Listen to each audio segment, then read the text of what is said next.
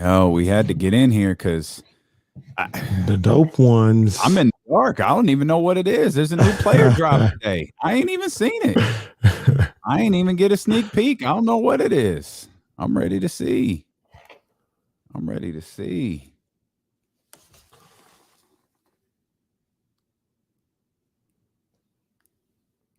Appreciate y'all for tuning in on this Friday, man. We'll get you through the work day.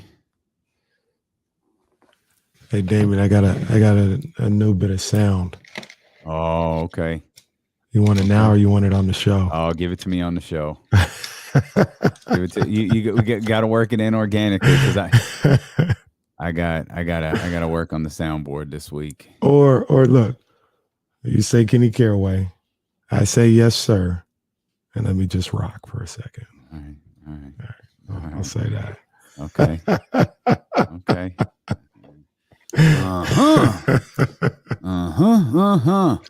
Facebook crew in here. Cisco, what it do? Kimberly, what's happening? What is good? Yeah, Facebook squad representing. Russ, we see you. Mark, we see you. Yeah, buddy. Look at that. Bringing Facebook back. Come on, man. We waiting. Come on now. Hey, no, Johnny, I was thinking about it. No, we got a link. We gotta hit that idea up. We gotta go downtown somewhere and do what we gotta do, big dog.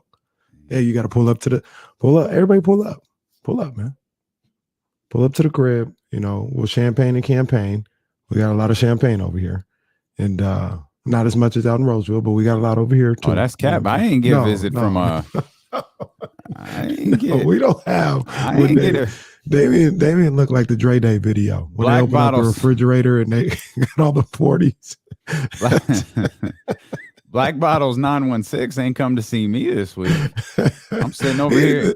I'm starving. I'm dehydrated. I don't know what to say. Hey, I'm just trying to live, as Puffy would say, so I could raise my kids. I own the whole world. I own all the girly girls. That was one of the great songs Puffy never wrote. Oh man, that what you gonna do? That Sade compilation on the. I really like this Batman joint.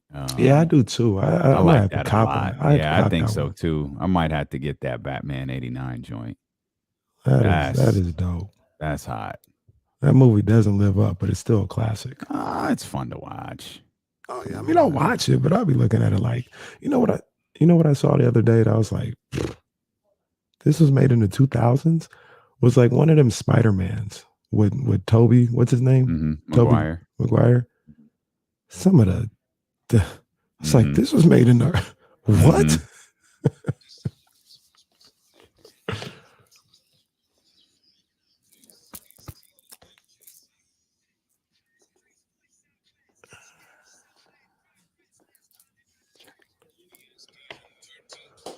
We here, baby. It's a Friday. It's D-Lo and KC, brought to you by McQueen and the Violet Fog, the smoothest gin in the world, handcrafted in Brazil. First pour, just 4 hours away.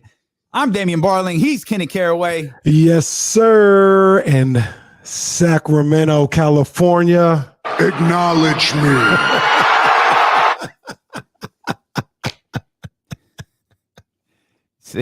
Let's go.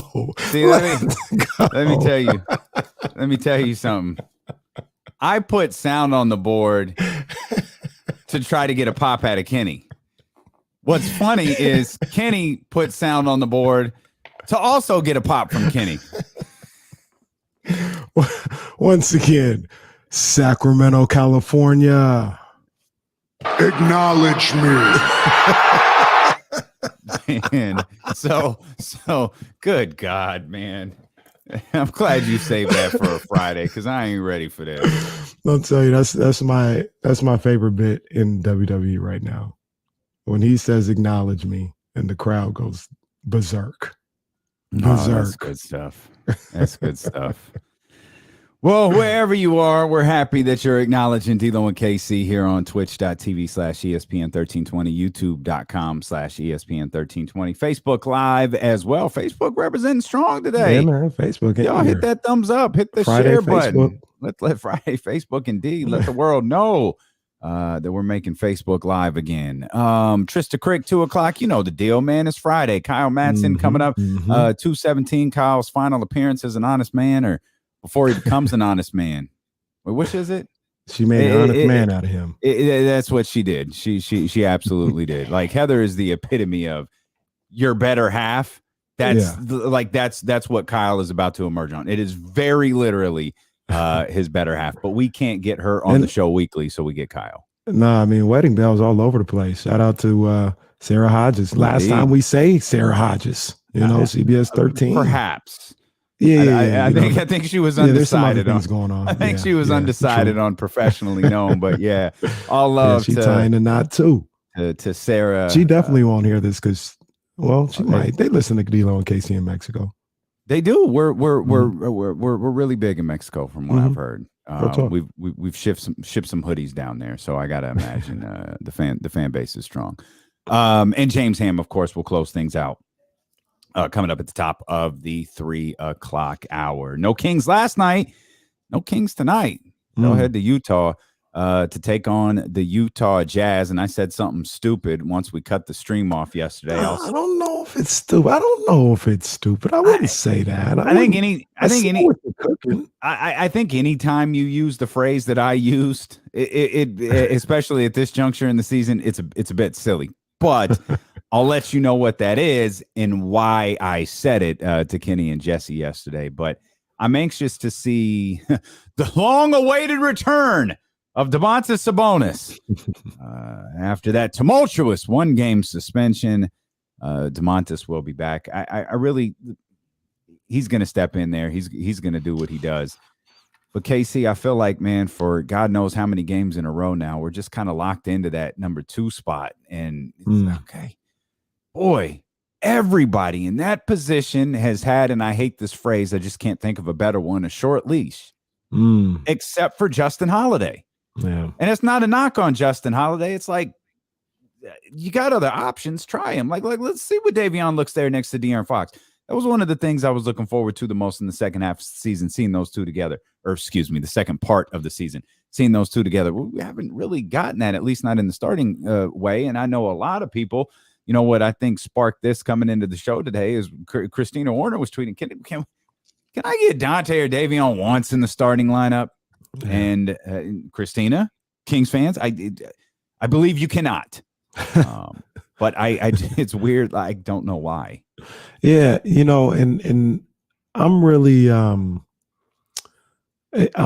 really, I don't want to say protective, but maybe that is the case of Justin Holiday, because I don't look at Justin Holiday as some type of bad player or selfish player or anything like that.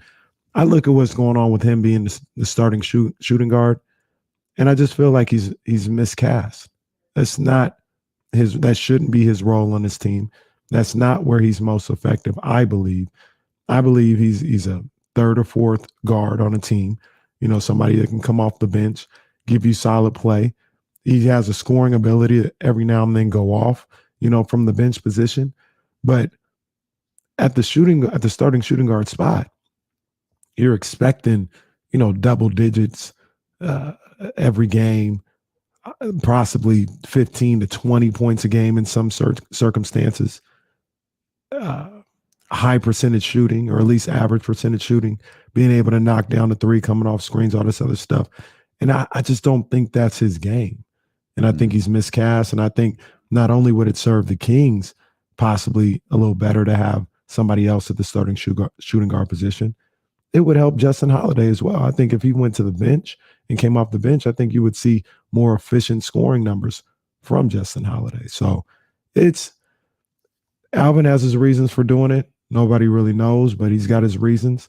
And like I said, it's not like he got a scrub out there, but I just think those guys can be used a little more effective. Dante and Davion coming off the bench, one of those guys starting, and Justin moving to the bench out of the starting shooting guard spot. Yeah, it's you said it yesterday, and I think we always tried to preface this because we both like Alvin Gentry and have a tremendous amount of respect for Alvin Gentry, but he is the coach of the Sacramento Kings, and our job is to analyze this. And you said yesterday that Alvin is for forgotten more basketball than we'll know, and that's absolutely true. This is just the one. He's made a number of decisions this year, particularly with rotations, starting guys suddenly disappearing from, bigger minutes, suddenly disappearing from the game plan. But this is just a strange one to me. Maybe he's something. He coached Drew, and Drew was in New Orleans, wasn't he? With Alvin? Are my years off? I feel like he would have coached Drew. I feel like it's a tough one. I think so, because I know when they made the run with Alvin on the bench, Rondo was playing a lot, but maybe Rondo was just coming off the bench. I'm pretty sure Drew was there. I think Drew might have been drafted by the Pelicans. So I'm struggling to remember how long ago Alvin Gentry was with New Orleans. It feels like it was last year. Very much wasn't, but it feels like it was. He was there. What year was that? Well, we had the Stan Van year, right? Yeah. So it was 2017. I think that was. I think that's too far, because we have Willie Green this year, right? Isn't he a first year head coach? Stan Van was last year. Wasn't Alvin right before Stan? Alvin, he went right before him. I'm trying to think, because he was there one, but I don't think there was. Because Stan only made it a year. I don't know. We're harping over something silly. 2017, Drew Holiday was with the Pelicans. And I remember that year because they swept. Anthony Davis went crazy. They swept Portland, and they played the Warriors in the second round. And Rondo was there balling out. And people like, Rondo's crazy. So I feel like Alvin Gentry was there. Yeah. Okay. Yeah. So we've in a long ass winded way, our timing is right. Alvin left in 2019, 2020. That was his last year. Then it was Stan Van. Now it's Willie Green. We take the long road to get to our point here on D-Lo and KC.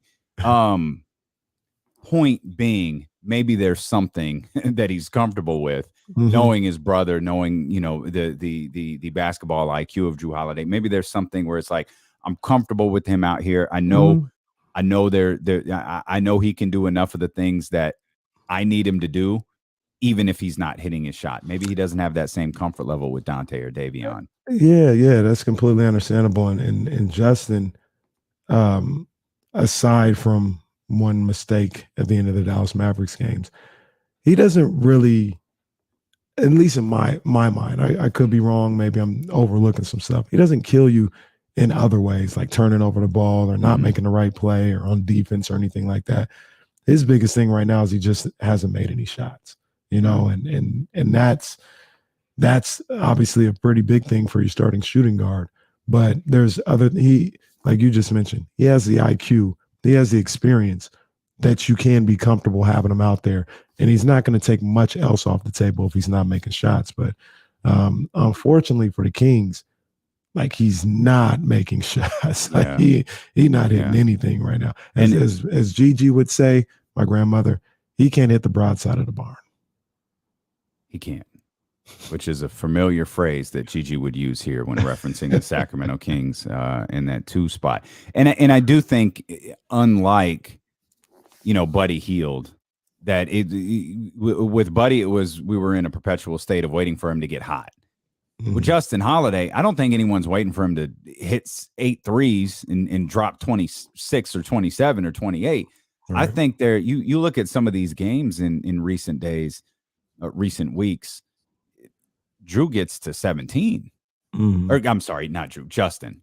Justin gets to 17, and Kings probably win those games. We've been talking. We talked all day yesterday about De'Aaron Fox and what it would have been. If Justin Holiday just gives us a couple more points per game, maybe the Kings can get this done. Maybe if that starting 2 position is a little bit more of something defenses have to take seriously. Maybe that helps out, because and honestly, no knock on Justin Holiday at all. It's just if I'm Quinn Snyder, I'm like, look, keep an eye. You know what Harrison's going to do. If Harrison's aggressive, he's going to force his way. He's going to try to get to the line. Also, if we play off him, he has the ability to hit a 3. They're going to work De'Aaron and Domantas Sabonis. Everybody else meaning Trey, everybody else meaning Justin, make them earn it. Just let them prove it to us before we adjust what our game plan is. I agree. And and he's going to keep getting open looks, and he's going to have to knock down some shots. That's it. Yep. If things are going to change for the Kings. Change the approach. Yep. Oddly enough, that kind of plays into the whole one player away thing. Kind of plays into that a little bit. I'll expand on that a little bit. I'll expand on it.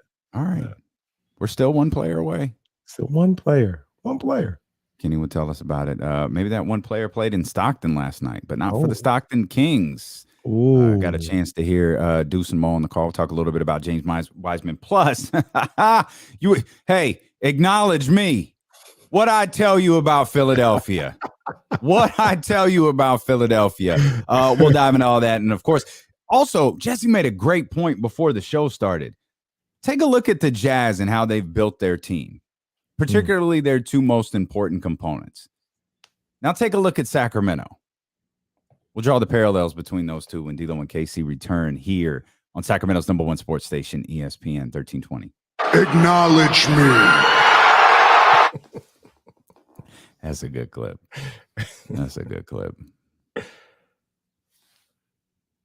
They did it. I mean, Jesus, it took 5 years, but they finally got Roman over to that massive, massive level. Has it only been 5? Oh, God, it might have been longer. 31. What WrestleMania are we? 38? Yeah, I think 38. So at least, so the big push started headed into WrestleMania 31. The story had always been. And 31 was Santa Clara, right? Yeah.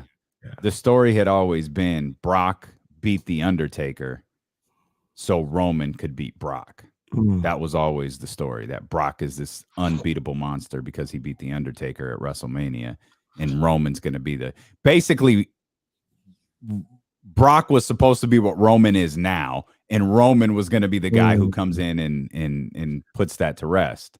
And the crazy thing is, I mean, they completely stumbled upon this. This wasn't the plan, like you mentioned, but they wanted to make, like, if I'm reading what you're saying correctly, they wanted Roman to beat Taker as a baby face and essentially be like a Cena type guy. Yeah. They always wanted Roman to be a Cena type guy. Right. But his true destiny. Well, they wanted Roman to be Hulk Hogan. When it wasn't working, they're like, no, that's fine. He'll be John Cena. But his true destiny was always what he is now, the head of the table. That night after WrestleMania, where they booed him, where like the camera starts, it's after he beat The Undertaker at WrestleMania, and I think Taker left his gloves in the ring.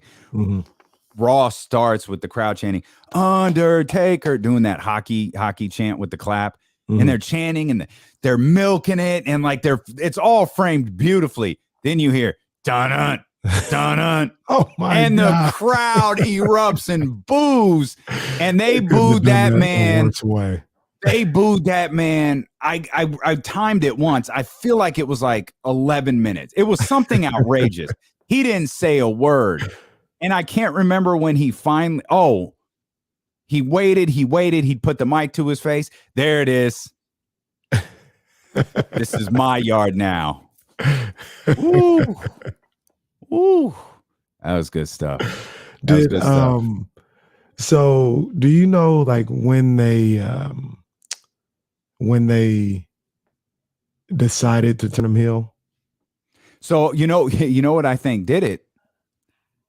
The pandemic kept him out of the match with Goldberg, and he basically just left. Remember when he couldn't be around anything. He was like, I got my baby. Like, I think that did it, because I think they realized we've got an opportunity to do something without an immediate reaction. Like, the crowd can't spoil what we want to do. They got a free trial. That's right. They could do it without any feedback. And I still thought the way they did it was one of the best things that they do. When they've got that tight camera shot on Roman, and you know that he's talking, and it pans back, and there's Paul Heyman looking at him like this. I was like, that is money. And they did do this too, because they had him beating the Fiend, and the Fiend was supposed to be a heel, but the fans turned him into a baby face.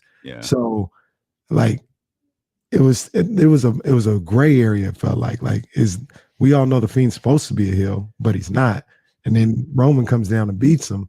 Is he trying to push the Fiend more as a heel, or is he coming in as the real heel and acknowledging that he's it worked out perfectly. I think they did a title switch, but when it was like a fatal 4-way and he didn't come out until the very end, it was like, oh, that's it. That's a straight up heel move. They let it simmer for a minute because they didn't have to worry about the crowd. So it was like that's good storytelling. Speaking of, we at the house we downloaded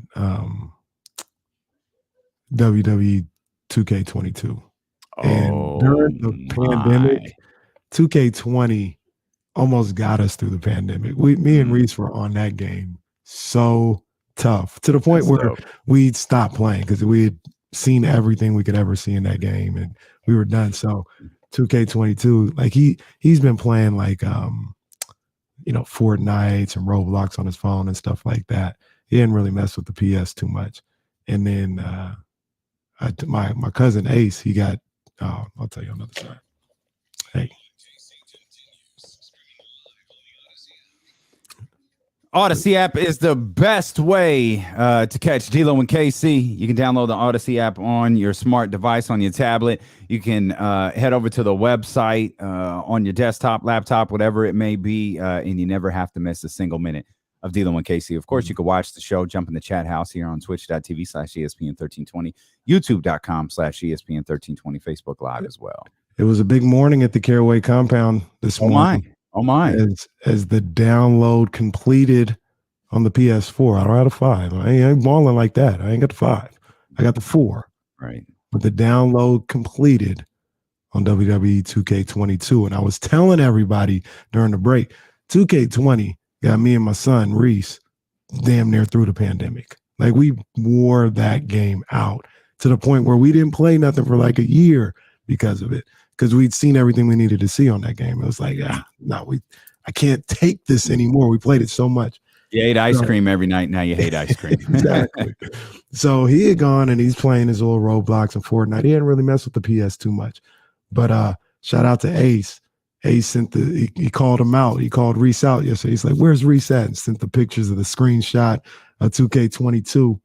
We downloaded that thing and this morning he's like, hey, are we going to get it or whatever? He didn't know I got it the night before. It's like, are we still going to get it? Do we have to wait? I was like, oh yeah, it's on there right now. He's like, what? I was like, yeah, I downloaded it last night. It's on there. He's like, oh. So he just been on there just doing his thing. I got a little peek of it. The game looks sick. Can't wait to get on it after the show. 401. 401. I'll be on that 2K22. That game looks sick. I every time I see commercials for video games, I go, man, that looks so dope. I need to get a video game thing. And then I realized, no, I don't. No, this will definitely bring you back to your controller throwing days. Oh, I believe it. I believe it, but it's going to be Kenny Caraway's controller at Kenny Caraway's house. You can come on through. You absolutely come on through and get on the sticks. We all know what happened to the last video game thing I bought. Like it went back to Best Buy in 48 hours. And Jesse knew it right out the gate. Jesse was like, that thing going to be back at Best Buy by the end of the weekend. And sure enough, that Oculus was back at Best Buy by the end of the weekend. What's crazy also is, and we'll get to sports in just a second, but the video game shows you how much things have changed in wrestling in just 2 years. Because on 2K20, one of the big parts of that game was the Fiend, was Charlotte Flair and Asuka, and like they were big on that game. Becky Lynch was big, and who was the other one? The other people that were with Bray Wyatt, the Wyatt family, like they were big on Harper, and they had their own little modes and challenges and stuff. All gone pretty much, right? Now it's Roman, Brock, Biggie. Like I'm sure Goldberg is in there somewhere. Right. In a way, it tells a story of where wrestling is at the time, obviously, right? And it's almost like completely different. I heard if like with the right combination of like buttons when you're using Kohlberg, you could break someone's neck and just like end their whole career. That's what I heard. Like I don't know. Again, I'm not the video game guy, but I heard like the right comment, like ACB8, real quick, or YZ or whatever the controllers are. That you could. And then all of a sudden, oh my God. Oh my God! Yeah, there you go. Well, the heel turns come later. Those come in storytelling mode. Also, so those are Kenny's plans for the weekend. Dr. David, Kenny plays on his 85-inch screen in his theater room. What I heard. Wrong deal on KC hosts. Yeah, that's what I heard. Wrong deal on KC hosts. It ain't Kenny. I promise you that. So the 76ers got curb stomped last night by the Brooklyn Nets. You want to see I was watching that game last night, laughing at multiple things, namely Reggie Miller, who was damn near orgasmic when Kevin Durant and Joel Embiid started yelling at each other. This is playoff intensity. This is what it's like. Yo, yeah, no doubt.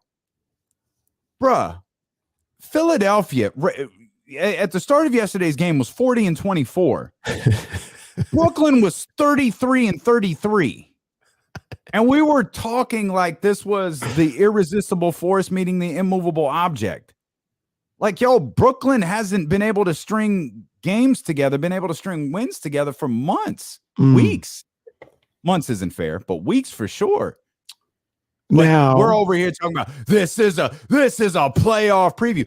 I thought Ernie did an amazing job of pointing out something I didn't know. As it stands right now, Kyrie can't play in either one of the playing games. No, that's crazy. That's the reality. Not crazy like it's wrong or not. That's just Canada's different. Canada's like, I don't give a damn what y'all say. He ain't coming over here. Yeah. So, yeah. But this is where, you read the fine print here. That if healthy and if allowed to play, these are two of the best teams in the conference. Brooklyn showed me something last night. Brooklyn showed me something last night. So they hit me with a Roy Jones y'all must have forgot.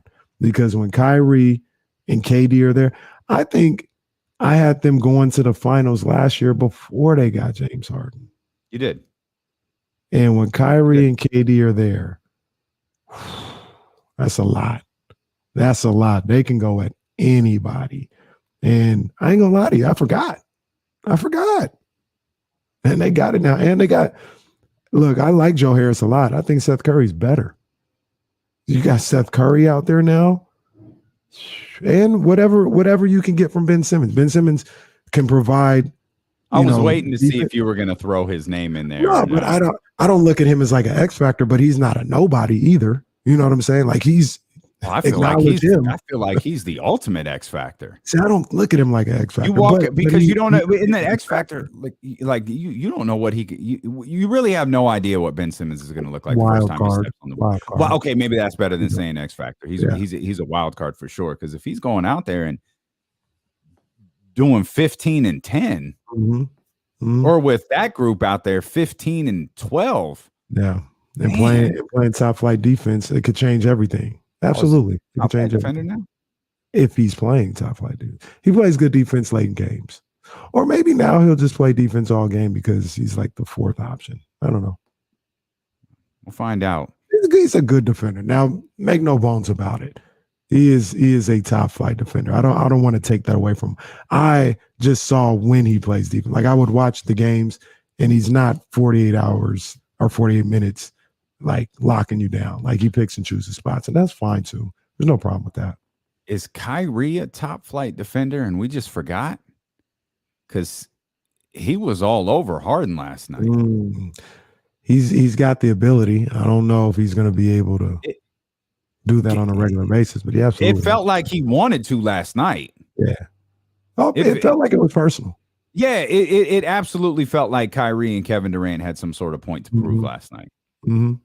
Yeah, and perhaps Seth Curry as well. Brooklyn showed me something last night. Did you know Seth Curry was on the Kings? And he was just completely dismissed. His coach once told him he'll be out of the league. I almost forgot that.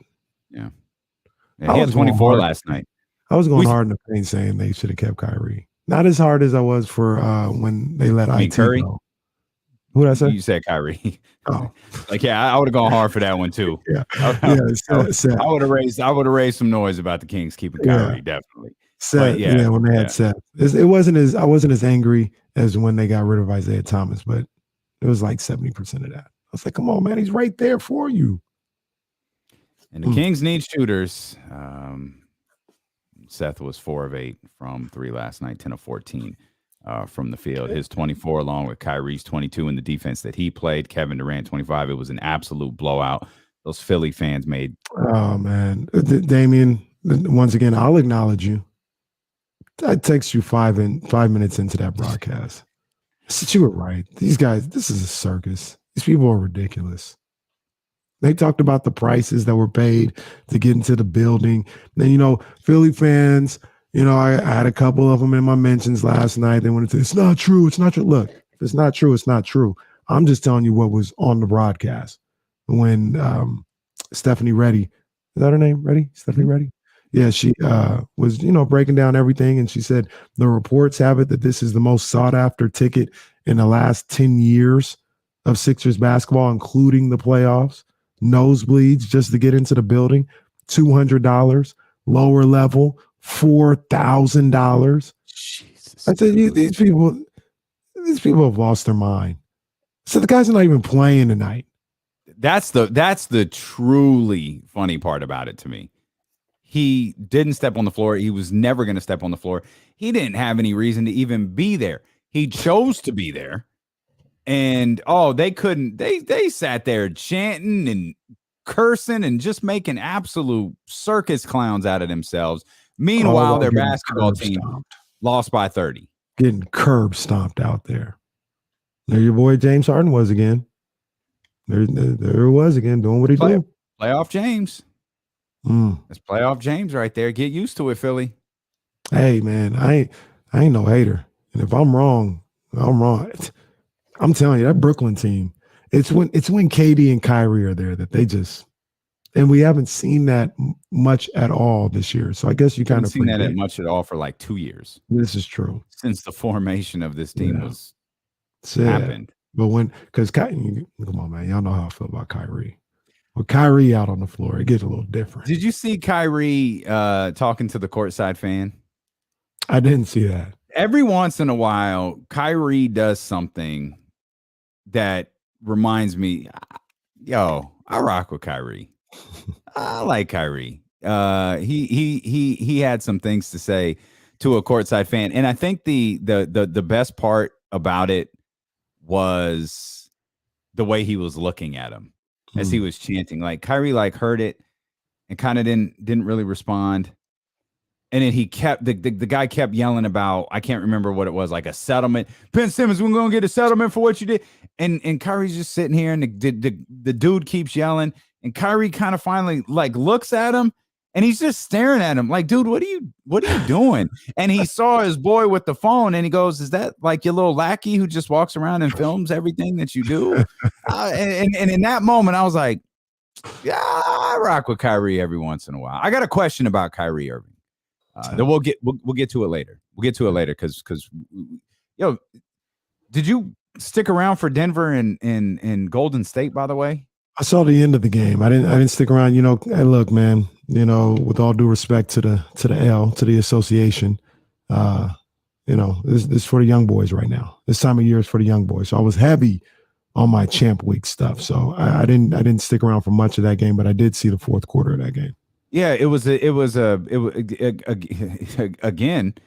a tale of two halves for Denver.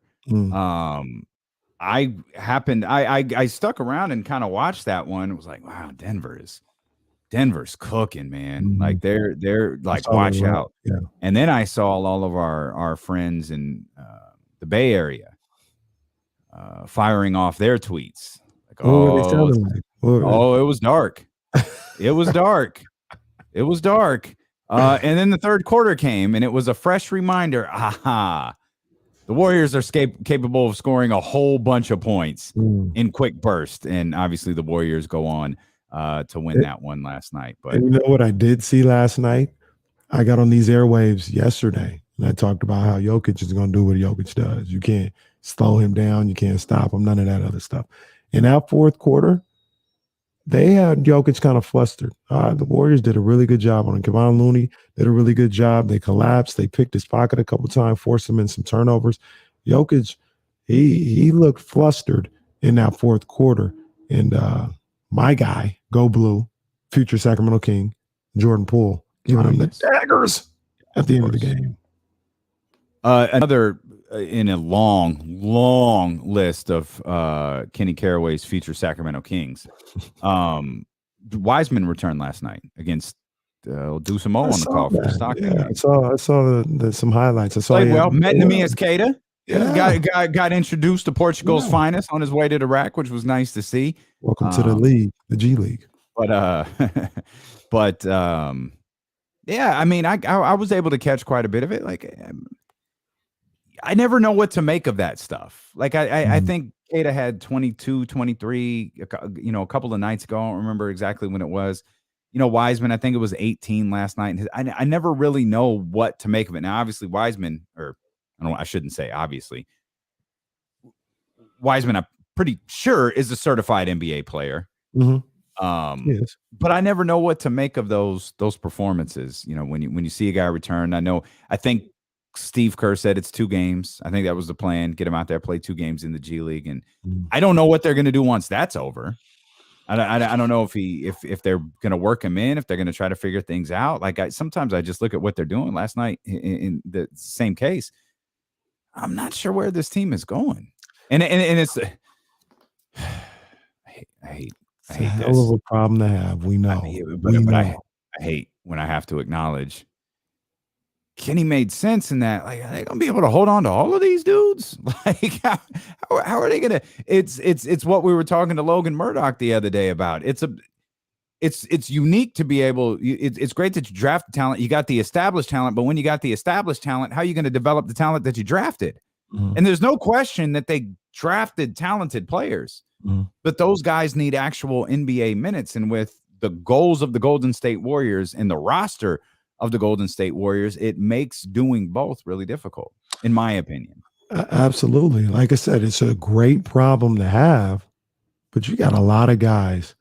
And the minutes don't change just because you have a lot of guys, right? Like, you only have they don't make 60 minutes in a game just because you have a lot of guys and you want to fit all their minutes. It's 48 minutes. And I talk about last night. I know, I understand Warrior fans being like, look, Draymond is that dude. We'll take him over Looney any day. But I look at the end of that game last night. Who's coming off the court? Yeah. Is it Jordan Poole who hit, the 2 biggest shots of the fourth quarter? Is it Kevon Looney who played great defense on Jokic? And if you say, yeah, we're going to take him off the floor and put Draymond on there, Draymond's a hell of a defender. He's a great defender. He's still about 6'7". And you want a 6'7" guy guarding Jokic on the block and everything. Warrior fans would probably say, yeah, I'll take that. But I don't know. You're asking a lot for Draymond. Draymond and a guy that's dealing with back issues and all this, you're going to get beat up trying to guard Jokic. He may be successful. I'm not saying he's going to, like Lou, I'm saying physically that's going to be a lot to put on him. So, it's like I said, give me those problems. Yeah. Okay. Yeah, give me those problems. But yeah. But it's problems too. Yeah. It's also, yeah. Give me those problems. We'll see how they work them out and what decisions they make. And they're not decisions that they have to make right now. But they're going to have to make them in the future. And you're going to want to know what you have in Moody and Kuminga and Wiseman and some of these guys when their contracts become available. Want to get back to the Kings here. Actually, kind of want to get to the Jazz, but we'll tie it all together. I want to mention this Will Z stat here. KD and Kyrie have only played 6 games together this year. That is incredible. Wow. They're 4-2 in those 6 games. They've won those 4 games by an average of 18.5 points per game. I'm sure that was helped a little bit last night as they beat the Philadelphia 76ers by 29. Man, they upgraded too with some people say just Ben Simmons being there, but I look at the Seth Curry for Joe Harris spot. Yeah. I mean, Seth Curry is a better player. They upgraded there. So I mean, I know I'm the Harden hater, but I really felt like Brooklyn got that deal. I thought they did too. And again, it is possible for both teams to walk away from a deal very, very happy or quote, win a deal. I believe that that's very possible. I really like what Brooklyn did. Of course, how Ben Simmons performs when he returns is super important, I think. But maybe I think it's a little bit more important than you do. But Steph is just Seth is a huge part. He's a huge compliment to Kyrie and Kevin Durant. That changed the game when he was involved in that trade. But it's almost like, Pacers and Kings to a certain degree, where even though I think Philly gave up a lot to get James Harden, still got James Harden. Yeah. And he may fall flat on his face like he always does in the playoffs. No doubt about it. But I'll take that chance if I'm Philly. But that's the thing. Yeah. Like, until he doesn't, I'm going to believe he is going to fall flat on his face. But he's going to put you in a position to where James Harden can fall flat on his face deep in the playoffs. Yeah. You know what I mean? Like, James Harden, to me, they're not, I know the talk last night was Brooklyn, Philadelphia round 1. Okay, we'll see. I'd be that's a matchup obviously where Brooklyn has been down all year and it put them in this position to to play. I think what would that be, the sixth spot? Yeah, no, that's too high. They'd be the 7th, right? Okay, yeah, I think 7th. Depending on how it all works out. Yeah, well, Philadelphia is 3 right now. I don't know why Reggie Miller kept saying first round of the playoffs. I don't see. They're 5 games back from Cleveland. I don't see how that matchup can happen. He's assuming they would get to Philly would get to 2. I think that's maybe what he was thinking. Okay. Philly gets 2. That's possible. Brooklyn wins that first playing game and becomes 7. And not to I'll stall out Reggie Miller for the first time ever. He was saying in the first quarter, well before Brooklyn was beating the crap out of them, and the 2 spots slipped a little bit further away from them. Not a ton. It's not like it's out of reach. It's a game difference right now between Philadelphia, Milwaukee, and Miami. But don't forget, Chicago's lingering around, and oh hello Boston. They're not like those seeding might be truly decided in the final 1-2 games of the season. In that 1 through 6 could really be decided in the final 2 games of the season. And seeding is going to be super important. You know what I mean? It's going to be super important. I'm looking at it right now. I do think it's maybe. The 1, 2, and 3 would be the seeding, and then 4, 5, and 6 will be fighting amongst each other for those seeding spots. Like, for instance, I don't think Boston gets to 2. Boston could get to. They could get as high as 3. Yeah, Chicago is actually ahead of them. I don't think they'll raise any. I think if anything, Chicago might fall back a little bit. I see them at 5. I know. I feel like we say this every year. Hey, we do say this every year. Playoffs are going to be so much fun. And they are. Oh, wow. This is okay. So the Celtics have a interesting, like they've got some Western Conference teams to deal with. Obviously, they've got Dallas Golden State coming up. They've got the juggernaut that is Sacramento around the corner, Denver, Oklahoma City, Utah, Minnesota. All those Western Conference games. They do have one against Miami. They do have one on the 3rd to last game against Chicago. The 2nd to last game for the Boston Celtics, TNT, is against the Milwaukee Bucks. Hey, you guys trying to book that as a match? It very well may be. No, it very well may be. Jason Tatum cashing in that Money in the Bank briefcase. Fam. You guys trying to book that for Saturday night's main event. Tatum has himself a night. Milwaukee dropped to like we'll say 4 and Boston goes up to 3, boy. It took place on house show. It's gonna be like that weird MSG thing they did the other day. What was that? I'm gonna need Jason Tatum to look at Giannis and say, "Acknowledge me." I'm gonna need that. Acknowledge me. Yes. I'm gonna need that. But the point I was trying to make was they've got 1 against Milwaukee, Chicago, and Miami. Teams that are in front of them. Yeah. So it's going to be 1. You'd have to win all 3 of those, if to move as high as we're talking about. Like I think you're on point there. They're probably more in the vicinity of win the game against Chicago, and you've probably put yourself in a pretty good spot to finish. I like to see Boston, Chicago in the first round. That's a good first round matchup. Jesse says, resident Celtics fan, by the way, says Boston's got tiebreakers over everyone but Milwaukee right now. It's an important little footnote. Never got to the point I wanted to make about the Jazz and the Kings. That's okay. This was needed. It's all right. It's a 4-hour show. We've got 4 hours to discuss. A little inside baseball. This was needed. This is okay.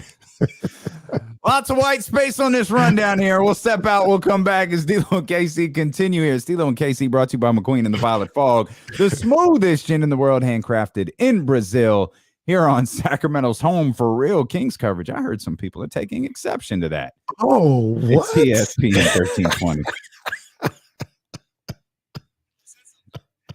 I'll send it to you. Dr. David stirring it up. Dr. David sent me something. I'll send it to you. I hadn't heard about this. Dr. David. Yeah. Oh man. Dr. David. I talked to Danny in San Francisco this morning. Shout out Danny in San Francisco if you're watching. Big ups. I know he's still checking on us.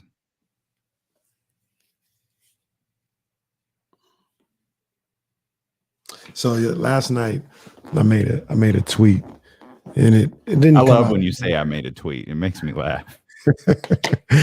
I was on the Twitter, Twitter. And yeah, I really do think, we have fun on here. We got Kenny Horowitz. I don't always pat myself on the back, but this one, I pat myself on the back. My hidden talent in life is my New Orleans accent. Oh, that's big facts. Yeah. I agree with that.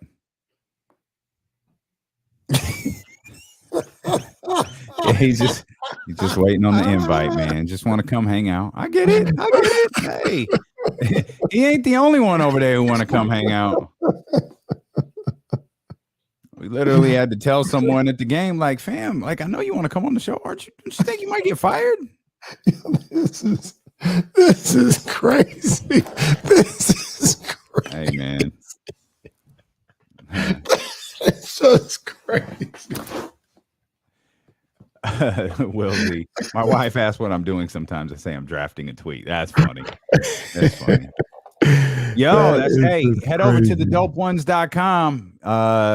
Mitch Richmond is the new, player selection. I'm gonna have to pull up on Donnie Dope Ones, man, for that, man.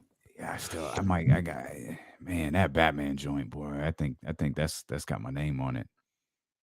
But it all came about yesterday because there was another Swamp People marathon going on in my house, and we just got into talking to each other like the Swamp People. Obviously, they're down in the bayou. They're in New Orleans or in Louisiana, and just bodied it. So you got it. Yeah, no. That's the one accent that I get down. Like there's other ones like the Bostons. It's a little hit or miss. But yeah, I got you, Donnie. Yeah. I got you. Actually, Donnie, text me your address because that's not going on the site. So text me your address. Mm-hmm. Swamp People is a great show, though. That's a great show. They did their thing. What's the upside down hat? I don't know if you've explained it before because isn't your KC? Is your KC? No, your KC. Yeah, the KC's up. Yeah, it's is upside it? down. Oh, I got 2 upside downs. It's just style, you know. It's just what's going on in the hat community right now. They turn the logo upside down. Just a different look. Another way to get people to spend money. Yeah, no doubt. We've tried everything. We've tried every colorway. Just turn the damn thing upside down. They'll buy it. Oh, they'll buy it, pal. Yeah, they go crazy for it. They go crazy for it. Mm-hmm. Yeah. Yeah, that was. I need to read this again.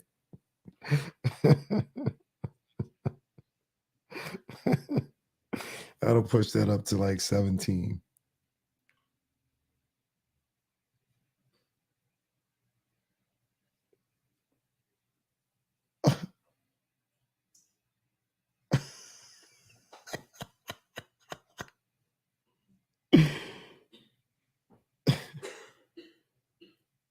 That's such a bizarre conversation to have. Oh, Brian, what kind of comment is that too? I don't even know. I don't know, man. I don't know. I don't know.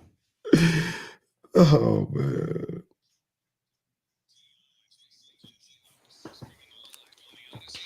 Live on the Odyssey app. Kenny over here. It's just bizarre. It's just bizarre. Hey, what do we always say, man? People be funny.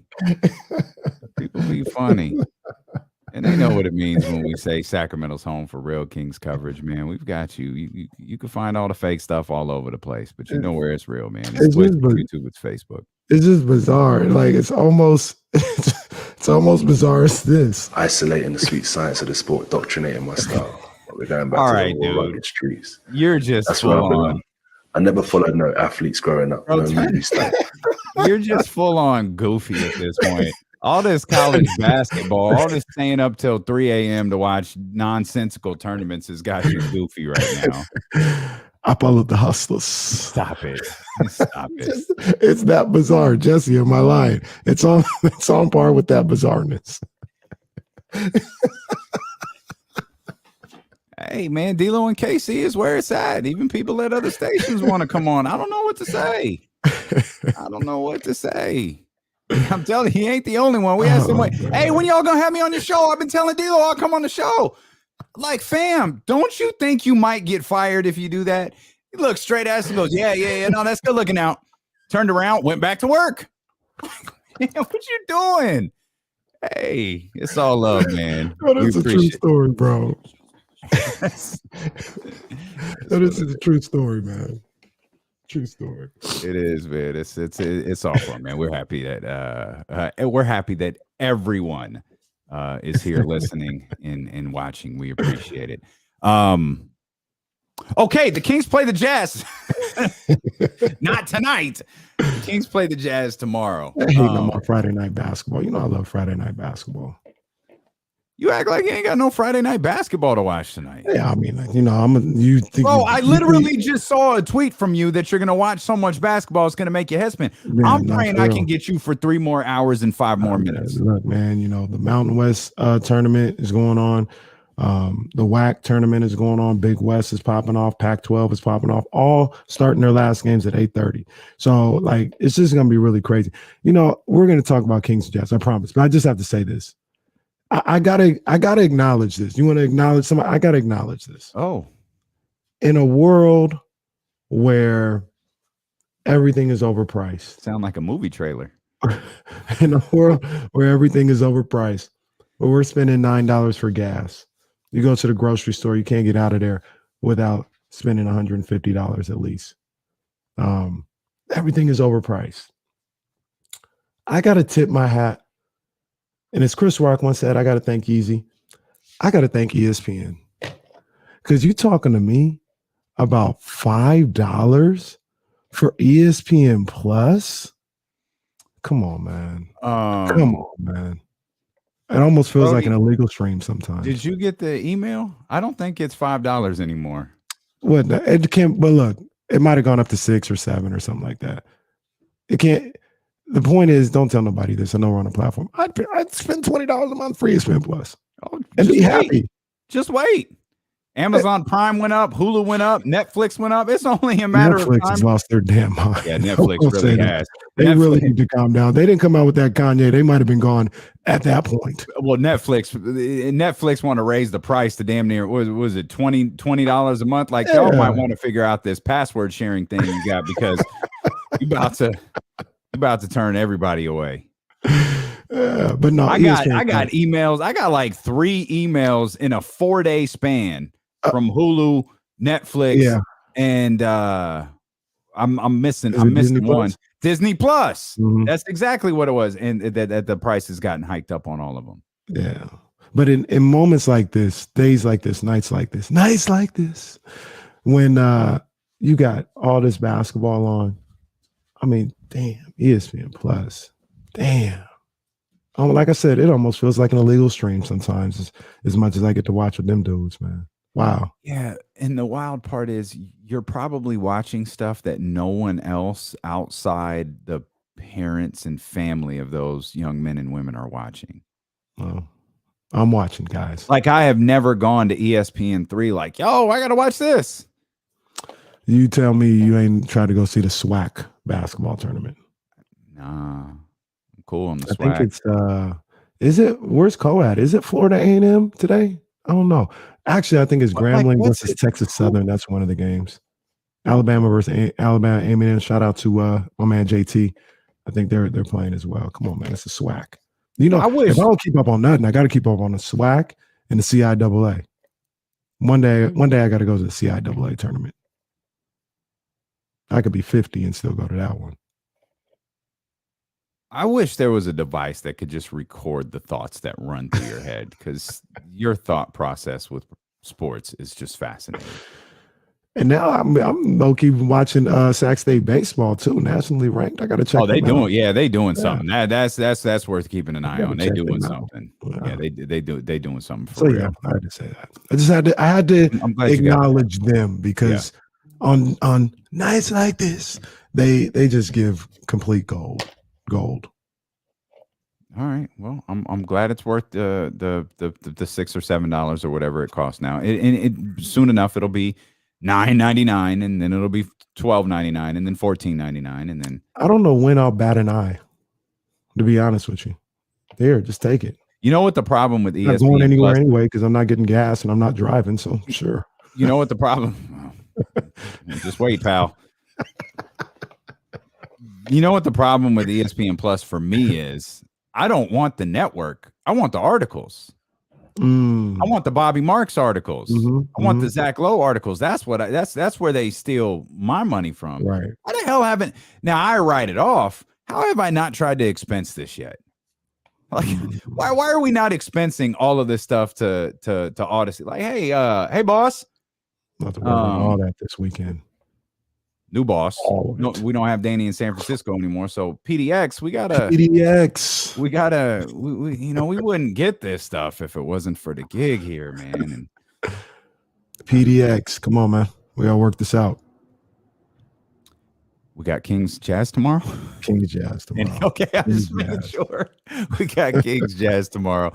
I thought Jesse made a great point. By the way, 1 hour from now, Trysta Krick will be with us shortly after that. You know how the second half of the show goes. It's Trysta, it's Kyle, it's James Ham talking Kings basketball for the final hour of the show. So we got you covered, man. We're going to have some fun for sure here today on ESPN 1320. Might as well get this out of the way as well. It's KIFM West Sacramento, KRXQ HD2 Sacramento, and Odyssey Station, and driven by Lashers, Elk Grove, Dodge, Damien Barlin, Kenny Caraway.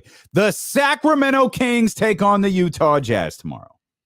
Can't wait. And Jesse brought this. By the way, I had mentioned the stupid remark that I had made when the stream cut off yesterday. The stupid remark was, in fact, I think the Kings can get tomorrow's game. You know, when you look ahead to Boston And you've got Golden State in there somewhere. I know Golden State is I think Golden State is in there. Oh, Phoenix is in there.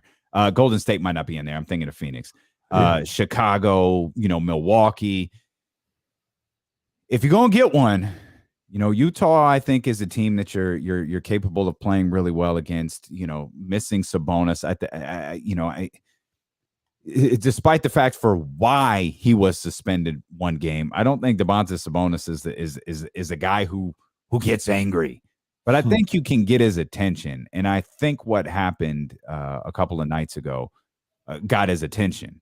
Mm-hmm. And I'm anxious to see he fares well when he goes against other big men. It's one of the things that we missed out on was his matchup with Nikola Jokic. You got Rudy Gobert over there. You got De'Aaron Fox and Donovan Mitchell, which, Jesse brought up before the show. Like, take a look at that. It's the Jazz are essentially, and you can tell me if this is unfair, but the Jazz are essentially built around Donovan Mitchell and Rudy Gobert.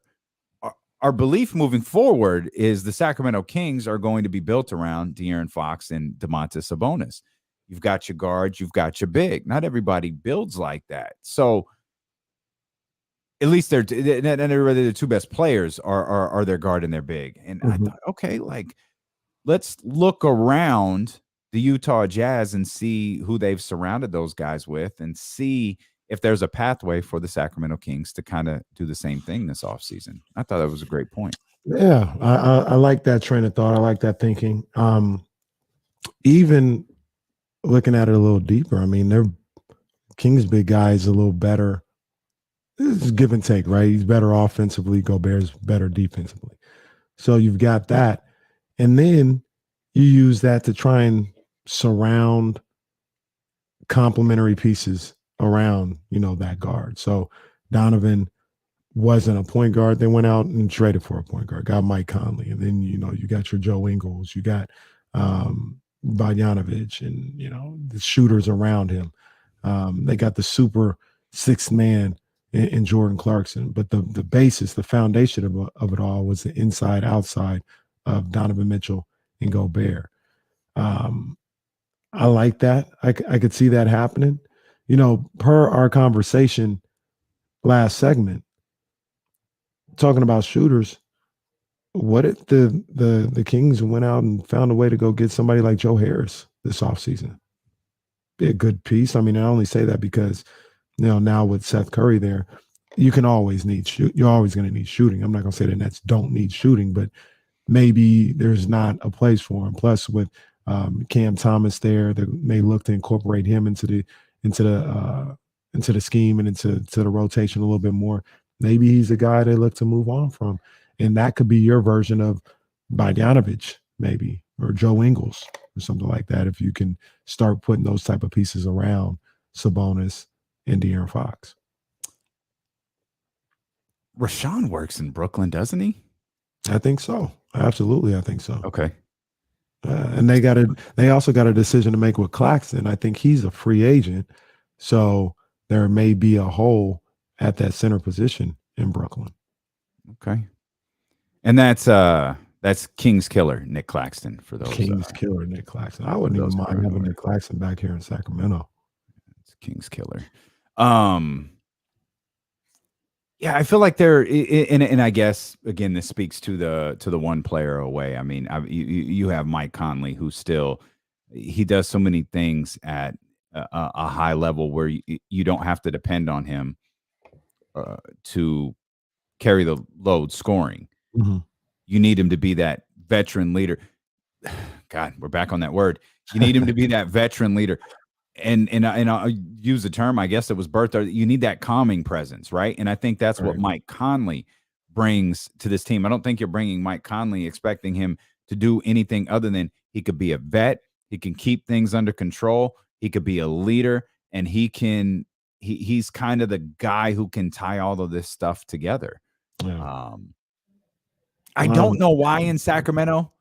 Sorry, Casey. I don't know why in Sacramento that can't be Harrison Barnes, but that veteran leader is perhaps something still that the Sacramento Kings need when we're comparing, the Jazz roster to the Kings roster. That Mike Conley role isn't here. Yeah, and that's a piece as well. a real stabilizing force. And that's who Mike Conley is for the Jazz. And he's a good ball player too. It's not like he's just, Tree Rollins on the bench being a stabilizing force. Like he produces in a major way. Yeah. But yeah, man, if they could get a guy like that would help. And then you can fill in the rest of the pieces, I feel. But I go back to like saying that they're one player away. And after our conversation in that first segment, think about if they had a guy at the shooting guard position that the other teams are like, yo, we got to leave him open. We got to give up something. And he would make the shots. Instead of being 3 of 13, he'd be 6 of 13. Like, to me, that changes so much. And that doesn't have to be like a superstar guy. You know what I mean? That's adding a guy that when you're faced with Sabonis being triple teamed or they're sagging off De'Aaron Fox, they can hit this guy over on the wing or kick it out to him. And he's going to knock down, he's going to go 4 of 10 that night, as opposed from beyond the arc or from the field, 5 of 10, as opposed to going 2 of 10. Mm-hmm. It feels like, and you tell me if I'm wrong, in a lot of these games that they've played recently, that's the difference. 1 or 2 shots. Mm-hmm. And also, it's not just the shot that goes in now. It's now the defense having to adjust and maybe opening things up for Sabonis, opening things up for Fox and for Barnes and things of that nature. That's what we were talking about with Justin Holiday a few minutes ago. Mm-hmm. Exactly. So, I mean, when I say one player, I'm thinking big fish, obviously. I'm not going to say I'm thinking small potatoes, but, even if you're not, and I do want to clarify, you're not talking about the Kings making one move to bring in one player this offseason. You're talking about one other really key component to this team. Exactly. And then work on everything else, retool everything else, fine tune everything else. Find for the sake of this argument, the Bogdanoviches, not the Bogies, the Jordan Clarksons, the Rudy Gays, those types of complementary players who really work within the system that you're attempting to establish. And that's the other part too that's tricky, is you've got to tell these guys, you got to convince these guys to, because you're not going to be able to get to every single player you get through trade. You're going to have to sign somebody. You're going to have to commit them. No, I know what you saw. No, we're building something here. And here is exhibit A, B, C, and D. Yeah, absolutely. That's the way. Easier said than done. Definitely easier said than done. And, our guy, Stephen Brown in here says, you got to do better than Joe Harris. Joe Harris that's not your foundation piece. That's a piece. That's a piece. Yeah. You know what I'm saying? That's the part. That's building this team around, Fox, Sabonis, Harrison. Hopefully you get a fourth guy, whether that's a draft pick or whether that's somebody you trade for, that is going to be your foundation, and you put those pieces around them. So that's more so what I'm saying when I say, somebody like Joe Harris.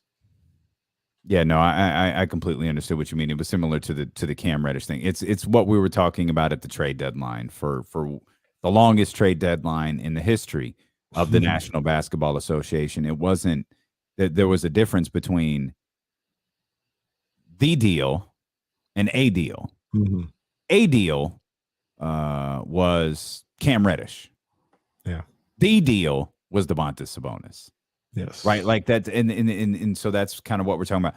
The third man, if you will, here in the NWO, that's a John Collins. That's that level of player that you're talking about right there. Mm-hmm. Joe Harris, that's a guy that you just that's the IRS. Jordan Clarkland. That's an IRS right there. that's what it is. That's Money Inc. right there. These are references. References only wrestling fans would know. I don't understand what the Internal Revenue Service has to do with this, Kenny. This is confusing. No, IRS is in Bray Wyatt. I believe is what it is. But yeah, I like that. I get it. I get the point. The complementary piece is what you're talking about. We all can't be Hulk Hogan's. You need a couple of IRSs around to do some work. You need the 1, 2, 3 kids somewhere who's super valuable. It could do some good things. But it's ultimately The Rock and Stone Cold Steve Austin that are going to take it to the championship. But you got to have those other pieces there, and that's where the Kings. That's again what makes this offseason. You've got to be flawless. You've got to be perfect. You've got to hit on the draft, whether you're drafting or not. You've got to hit on free agency. You've got to hit on your trades. You've got to find that third man. There's just so much that's on Monty McNair's plate. It's going to make the stresses of the trade deadline look like an appetizer. He just had a little calamari trying to get that Domantas Sabonis deal. He's got to have the full on. This is a steak, and this is a steak. This is a prime rib joint right here. This is that big pricey. Oh, you get a plaque if you eat that. It's one of them joints that he got in front of. You get put up on the wall if you eat that one. Whoa, Joe Buck headed to Monday Night Football. Wow, Joe and talk Troy about landing a big fish. Man, Joe and Troy back together again. In fact, they were never apart. Joe Buck and Troy Aikman are calling Monday Night Football. That's a big deal right there. That's a big deal for ESPN. I can tell you, landed a big fish. Again, I know how some people feel about Joe Buck, or perhaps as you explained to me, how people used to. I love Joe and Troy. Do you think maybe this is too Illuminati thinking? Do you think the NFL called ESPN and said, "Do what you have to do, get Joe Buck over here"? Because this is representing, because for multiple reasons. ESPN is a huge, arguably the biggest partner of the NFL. Mm-hmm. And Joe and Troy, one of the most established broadcasting units in the NFL. And ESPN has missed repeatedly since Gruden left. It's really since Tirico left. When Mike Tirico left, everything kind of went to hell. Yeah. Everything went further into the depths of hell after John Gruden left. And they haven't been able to get their broadcast team right. They've been changing broadcasters like the Kings change coaches. Do you think the NFL called and was like, yo, we know you're talking. Mm-hmm. Do what you have to do. We'll make it worth your while. Okay. But do what you have to do to keep this team together. And that makes sense, because my next question was, if I was ESPN, I'd be like, you still going to give me Browns and Cardinals for Monday Night Football? Or are you going to do something for me? Yeah. And with these two on there, Buck and Troy, you got to think that Monday Night Football is going to be back on that level of getting big time games. Amazon is going to get a lot of love this year. Those Thursday night games are going to be heat. They're never gonna turn their back on Sunday night for sure. I'll go back. I think Thursday might get the short end of the stick. Man, a new partner, and remember, there's rumors. Amazon and I know that I think there's a Kenny Caraway bidding war here with Amazon and Apple about Sunday ticket. Yeah, I don't think Amazon's getting the short end of the stick, especially in the first year of this deal. Well, makes sense. That makes sense. They got to figure out some way to spread these games around. Monday Night Football was the most skippable game of the schedule, the primetime schedule, very, very regularly. Yeah. I don't think that's going to be the case anymore. Yeah, no, I think they're back. They're back. Do you think ESPN is kicking themselves for signing the Manning cast up for like 2 more years? No, because they're getting my $5 every month. So, they got money. But that's like on ESPN 2, isn't it? That's not even on ESPN Plus. No. And they might. Well, I was about to say they might kick that to the can. But one of the biggest things, what am I always talking about that I think is a good thing? And maybe this isn't good for ratings or advertisement or selling stuff, but give me multiple options of how to watch the same thing. You like the mega casts. I like the mega cast, so I think they can keep the Manning brothers and, have Joe and Troy doing their thing. And really what you would do when you want to finagle the numbers, you just combine them. And that's what I was going to say. They do that already. If you're talking about combining the ratings numbers, they do that already. Yeah. What I was going to say is unlike the crew of the past, you could easily simulcast for, as one, how they have guests every, so on. You're simulcasting the Manny cast with the Monday Night Football cast, creating the ultimate football experience with those two broadcasts right there for a quarter hour or a quarter or whatever. You could pull that off. Yeah, absolutely. And the other big thing about this is that ABC. I think they were going to find themselves back on ABC with Monday Night Football at some point. I think that's what's been teased for a little bit. That's what they've been trying to work on. And I feel like that's why certainly this. I can't believe the Super Bowl hasn't made its way. Yeah, I feel like that's one of the things the NFL has held over ESPN's head. Is like, well, we're not giving you games on ESPN. You make the deal to go to ABC, then we'll give you the games. I'm not saying it's going to happen this year, but I think I've heard that that's kind of been in the works. It's something they've been talking about. Did you know that free agency started in Major League Baseball and the San Francisco Giants have made their first signing? It's a pitcher. Need that. We'll discuss that.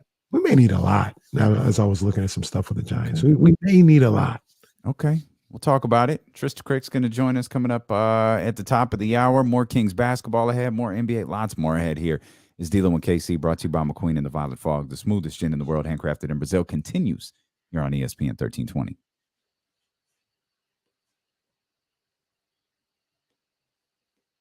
I didn't love the Manning cast, by the way. Yeah. To be honest with you, I never really watched it. I would just always see the little highlights and the clips and stuff. The most I watched was the one with The Rock. And I was just kind of like, y'all could do better. Can y'all hit the thumbs up, please? D-Lo begging for likes, brought to you by Dave Garcia Designs, DaveGarciaDesigns.com, because apparently Drake bars are never, ever, ever happening again.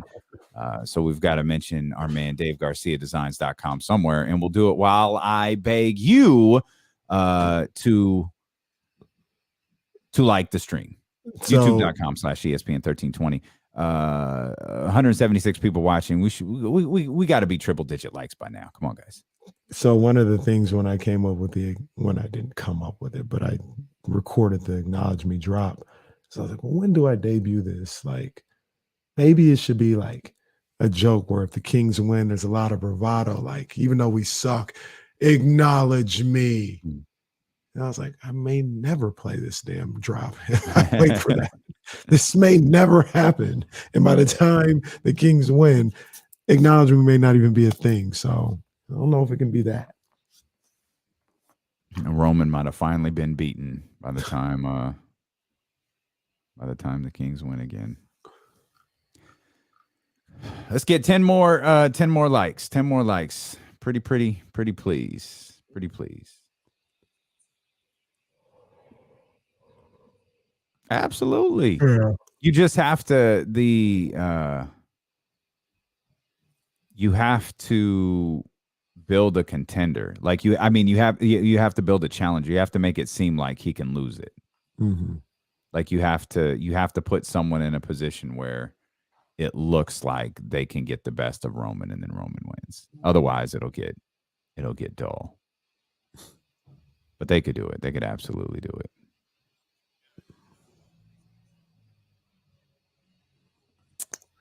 I wouldn't be mad. Yeah, I wouldn't be mad, but that wouldn't be my favorite thing. Like he should. I feel like that's a perfect. Unless The Rock's coming back I feel like he should. Anyone, there isn't a guy right now I think that you can name that I don't feel like Roman should drop him. Mm-hmm.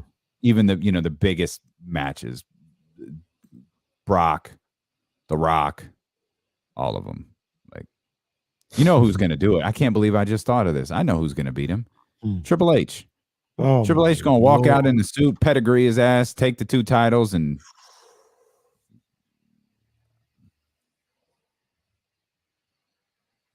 Triple H don't lose on his way out. Triple.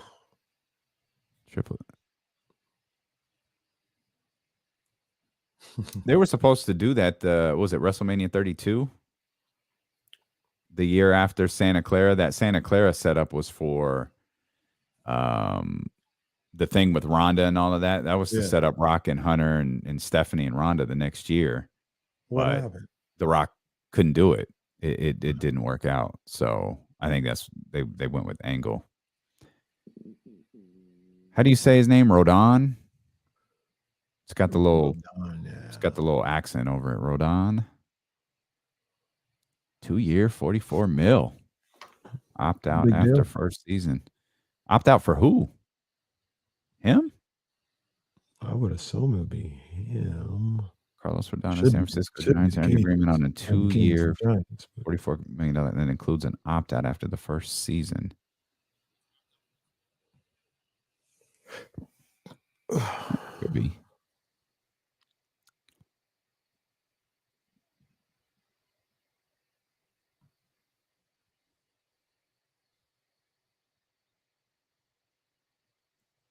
Could be.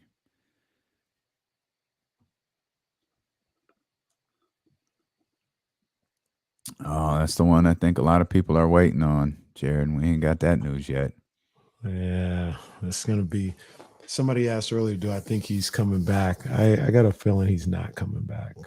Rendoni, is that right? Rendoni? Rendoni. Boy, that doesn't look right at all. Rendoni. I don't have any. Carlos Rendoni. Man, that don't look like that at all. Need to find a media guide quick. There he is. Nope, not there. Yeah, I don't know what Bryce is talking about. That's dude. So does Ramsey. Ramsey does that all the time. It's like, no, Ramsey, that's not it, bro. Like, we literally have the media guide in front of us. That's not it.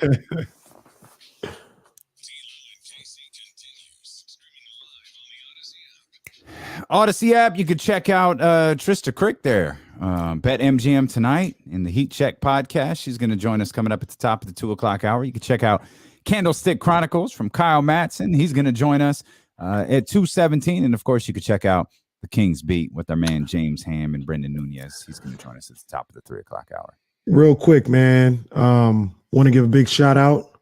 Get some air horns, too, because I know they're going to go out there and handle business. Men's basketball team going for the state championship tomorrow afternoon against Foothill in the Division II division of the boys basketball tournament, man. So state championship division. I like that. Division II division. How to finish that. Friday, baby. It happens. It happens, baby. It happens. Yeah, wow, state titles. Good for them. State titles. And they're like a regular team. Like, it's not like Sierra Canyon. They, goes down recruit. They're just a regular area high school team. They got a stud and Amir. I'm blanking on his last name, but the man is a baller. And they got a couple other ball players that are really playing well out there. I watched them a couple of times during this run, man. So big ups to Elk Grove. Good luck tomorrow, man. The San Francisco Giants have signed left-handed starter Carlos Rodon for 2 years, $44 million contract that includes an opt-out after the first season. Jeff Passan doesn't clarify who has the opt-out, whether it's Carlos or the San Francisco Giants. But there is an opt-out after the first year, 2 years, $44 million for the left-handed starter. You excited about this? I like that. They get their horns. It's the best pitcher available on the market. And bringing them to San Francisco. So now you got Webb, you got DeScafani, you got who else we got? Alex Wood. We lost Kevin Gosman, so that's not ideal. But now you had Rendon. Come on now, come on. We're doing some things. You need how big of a deal is getting that bat back from? To me, it's a big deal. See, I was thinking about the Giants and what they were doing in free agency, and you lose Chris Bryant. That's tough. because not only are you going to lose him, but we're losing Buster Posey. Buster Posey. We get that. Somebody mentioned it yesterday. It's a great thing that the Major League Baseball players and owners came together and saved the season, gave us 162. But then we were faced with the reality that Buster's gone. Buster's really gone. So, you gotta add his production back into the lineup. And if you lose Chris Bryant, you gotta add that production as well. So I don't know. And that's a lot to put on my guy Late Night Lamont. You know what I mean? So yeah, I think they really need to prioritize bringing Chris Bryant in. But to be honest with you, I don't think it happens. I think he leaves. Somebody in here mentioned Philly. I saw Philly too. Bryce Harper was publicly flirting with him, trying to make it happen. Now our guy Rich, shout out Rich. He says Heliot Ramos will be in the bigs this year. I heard he was a year away, but Ramos, this is baseball for you, right? This is kind of why this might be why baseball isn't winning the way they have it. I've heard about Ramos for about 4 years now. Ramos is like 18 years old. They're like, yo, he's next. He's next. He's about 4 years away, but he's next. Like, what do you mean I got to wait 4 years for this guy that's supposed to be next? What happened to the Bart kid? He next too? Joey? Hey, that was a big. I was told that was a big deal. There's still question marks on what's going on with Joey. They drafted another catcher, Hunter Bishop, and it was like, what? That was a red flag right there. But Joey will probably start this year. I think Joey will start. Yeah, okay. I think he'll start. He'll start at catcher, but he's gonna have to hit. He's going to have to get, but Heliot Ramos, and then obviously here's another one that's coming down the pipeline. My boy Luciano. Woo! I think we might be a year or two away from him, but that's the one right there. Do all of these years line up together or no? Like, he's 2 years away from being 2 years away, but this guy's actually really 2 years away, but never shall the two sync. Heliot Ramos and Luciano don't sync. Yeah, man. They sound like villains in a movie. Oh, that's right. Nate says Hunter Bishop is the outfielder. That's right. Who's the catcher? Hunter Bishop is the right fielder. That's right. Who's the catcher they got? Somebody tell me in the chat. As Bryce says, Luciano's catcher is some other guy. Yeah, he was their first round pick, like their 8th pick in the draft. I forgot. But Luciano, he's going to take over for Brandon Crawford when Brandon's ready to hang it up, which is in about probably 2-3 years. Just signed a new deal, by the way. Okay. This is a lot for me to take in right now. I'm going to be honest. Patrick Bailey is the catcher. I wouldn't have got that in a million years. Thank you, guys. They could be making it up. They have no idea. Patrick Bailey? I wouldn't have got that in a million years. What was he taking in round 66? He was the first round pick. That's what made the Joey Bart thing so crazy. Player taken? That was because they had the first round pick. They had a high pick. It was like in the top 10, and they draft this catcher. It's almost like the Kings drafting point guard after point guard. Except for the Kings, they actually have to figure out a way to play those guys. Whereas with baseball, you can just bury them in the minor leagues. For a couple of years. Jesse confirms Patrick Bailey is a real person. Thank you for confirming that. Because the chat would be ones to send jokes there and get us to mention it live on the air. It's happened before. It's worked before. Yeah, it has. I was not prepared for this. I was not prepared for baseball free agency for none of this. I didn't think this was going to be a thing. I thought the Fall Classic was going to be opening day. That's where I thought we were with baseball, but yet it's happening. And by the way, good for them. I was reading up there was a little bit more change than I recognized. There's a lot of postseason changes. Yeah, 12 teams now. And the owners wanted, is this right? The owners wanted 14. Mm-hmm. They wanted more games, more playoff games. 12 is about right. I think I heard somewhere, read somewhere that if they would have had it last year, I think the Cincinnati Reds with think they had 83 wins. Would have gotten in. I think. Don't quote me on that one. So there'll be there's 12 gonna be some average teams that get in there. 2 division winners receiving first round buys, and the remaining 4 teams in a best of 3 wild card round in each league based on last year's standing. The Rays, the Astros, the Giants, and the Brewers would have received first round buys. In addition to a best of 3 series between the Red Sox and Yankees instead of the one game wild card, excuse me. The White Sox would have played the Blue Jays in a 3-game series. So that's what last year's Guerrero Jr. in there. The Dodgers and Cardinals would have played a 3-game series. And the Braves, who, trivia question, who won the World Series last year? The Braves, they would have had to play the Reds in a 3-game wild card. I like the 3-game thing. That adds. I like that, and I like that. I've read this. Don't quote me on this one. I'm not sure. I could do some research. Jesse, maybe you could help me out. Of that wild card series, I think all 3 is at the higher seeds place. I think I saw that. I don't think they'll be traveling. Not questioning it. That's just not in the notes I have in front of me, so I can't. I thought I read that somewhere. I could be completely off. And you're watching 7 college basketball games right now, so it's fine. St. Louis versus St. Bonnie right now. What a game! Yep, everybody just turn us off and turn that one on. I hope you're proud of yourself. Atlantic 10 championship. The Players Association and the owners deserve a lot of credit for getting this done. They do. Like did not expect this too. I guess we're not losing a single game. Yeah, we're getting 162 once this. It was a 99-day lockout for sure, but really it only felt like it was a couple of week lockout. Jesse confirms that the higher seed will be hosting all 3 games in this new playoff format. Really amazing though, because again, didn't expect it, didn't think it was going to happen, and it did, and that's good for baseball, because baseball, more than anything else, they can't have bad things happen to them. So the fact, I feel like they negotiated all of this easier than they negotiated the pandemic year.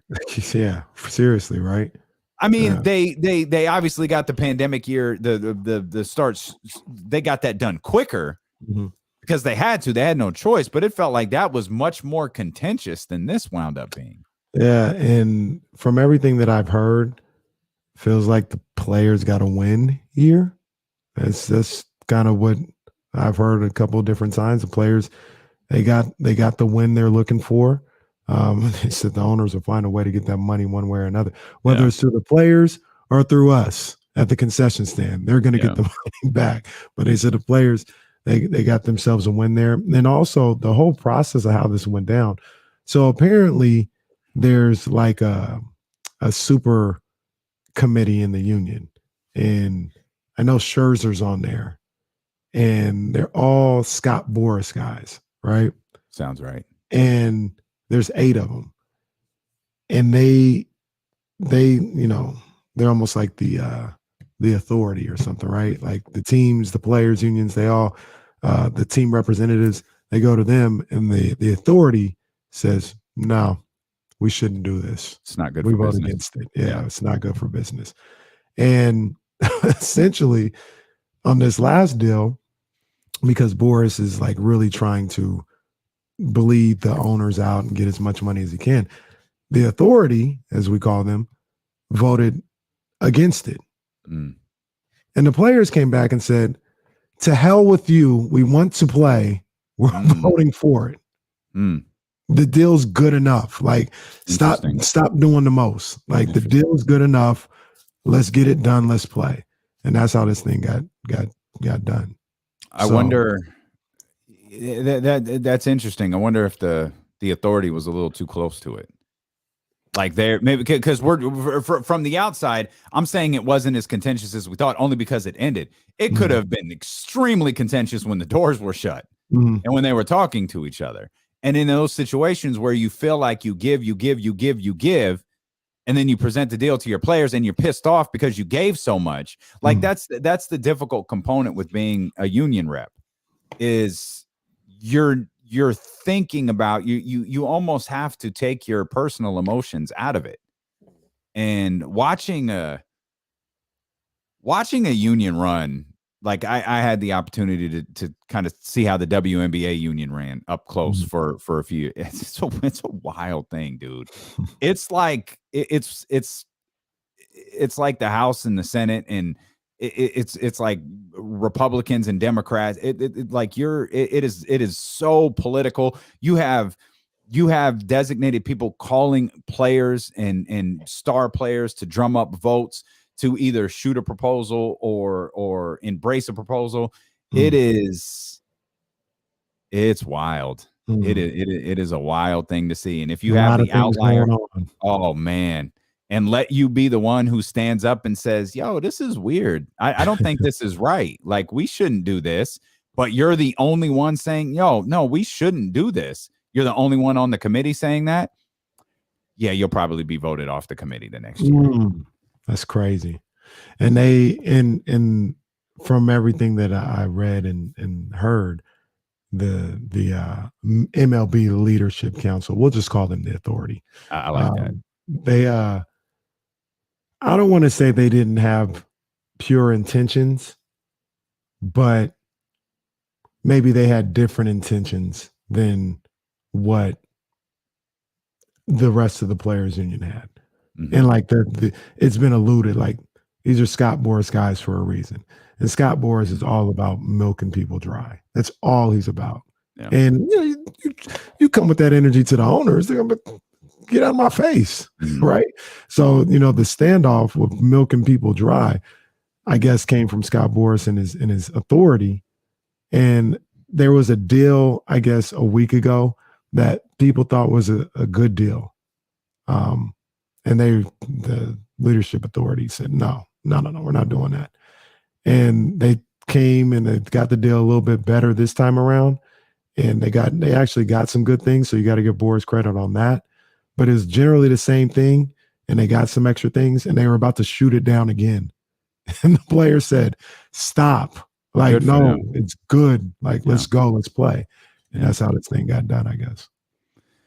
Raider fans, Maxx Crosby has agreed to a 4-year extension worth $95 million in new money, with over $53 million guaranteed. That deal makes the third-year defensive end amongst the highest-paid defensive players in NFL history. Max is a problem. Yeah, Max is a problem. That's a bad dude right there. Yeah, that's a big plus for Las Vegas. That is a big plus for. We were going to mention this later on in the show, and we can get to it. I'm only bringing it up because I see it here on Schefter's page.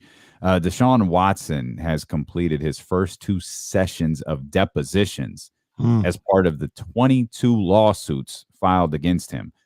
We asked earlier in the week, like, what's next for Deshaun Watson? Well, we know what we know what it is, and it's happening. It may not necessarily conclude today, or maybe it will. As Adam Schefter just tweeted, Deshaun Watson will not face criminal charges.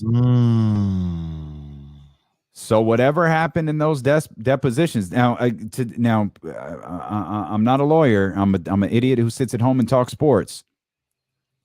I don't think this affects civil cases at all. I don't think it affects these lawsuits that are out there.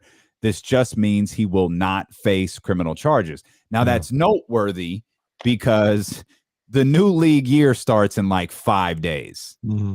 And I think Jesse had the number for us earlier in the week. I think it was some insane number, like $36 million for Deshaun Watson becomes guaranteed in a matter of days. Yeah.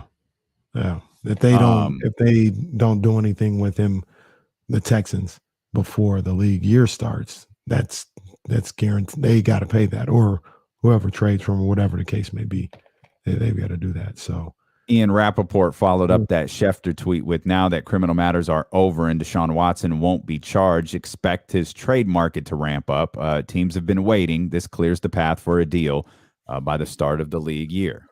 And I'm not sure how they would go about this. I feel like with the league with no criminal charges, maybe he doesn't get suspended, or maybe the suspension is lower or something like. I don't know. Boy, that's what would got this box here? I think I'll put him back in this. You go so okay. So there's that's fine. There's a question. One of the question when we read that tweet is, does Deshaun Watson come out of the box now? And he's kind of going to have to, because I got to imagine Deshaun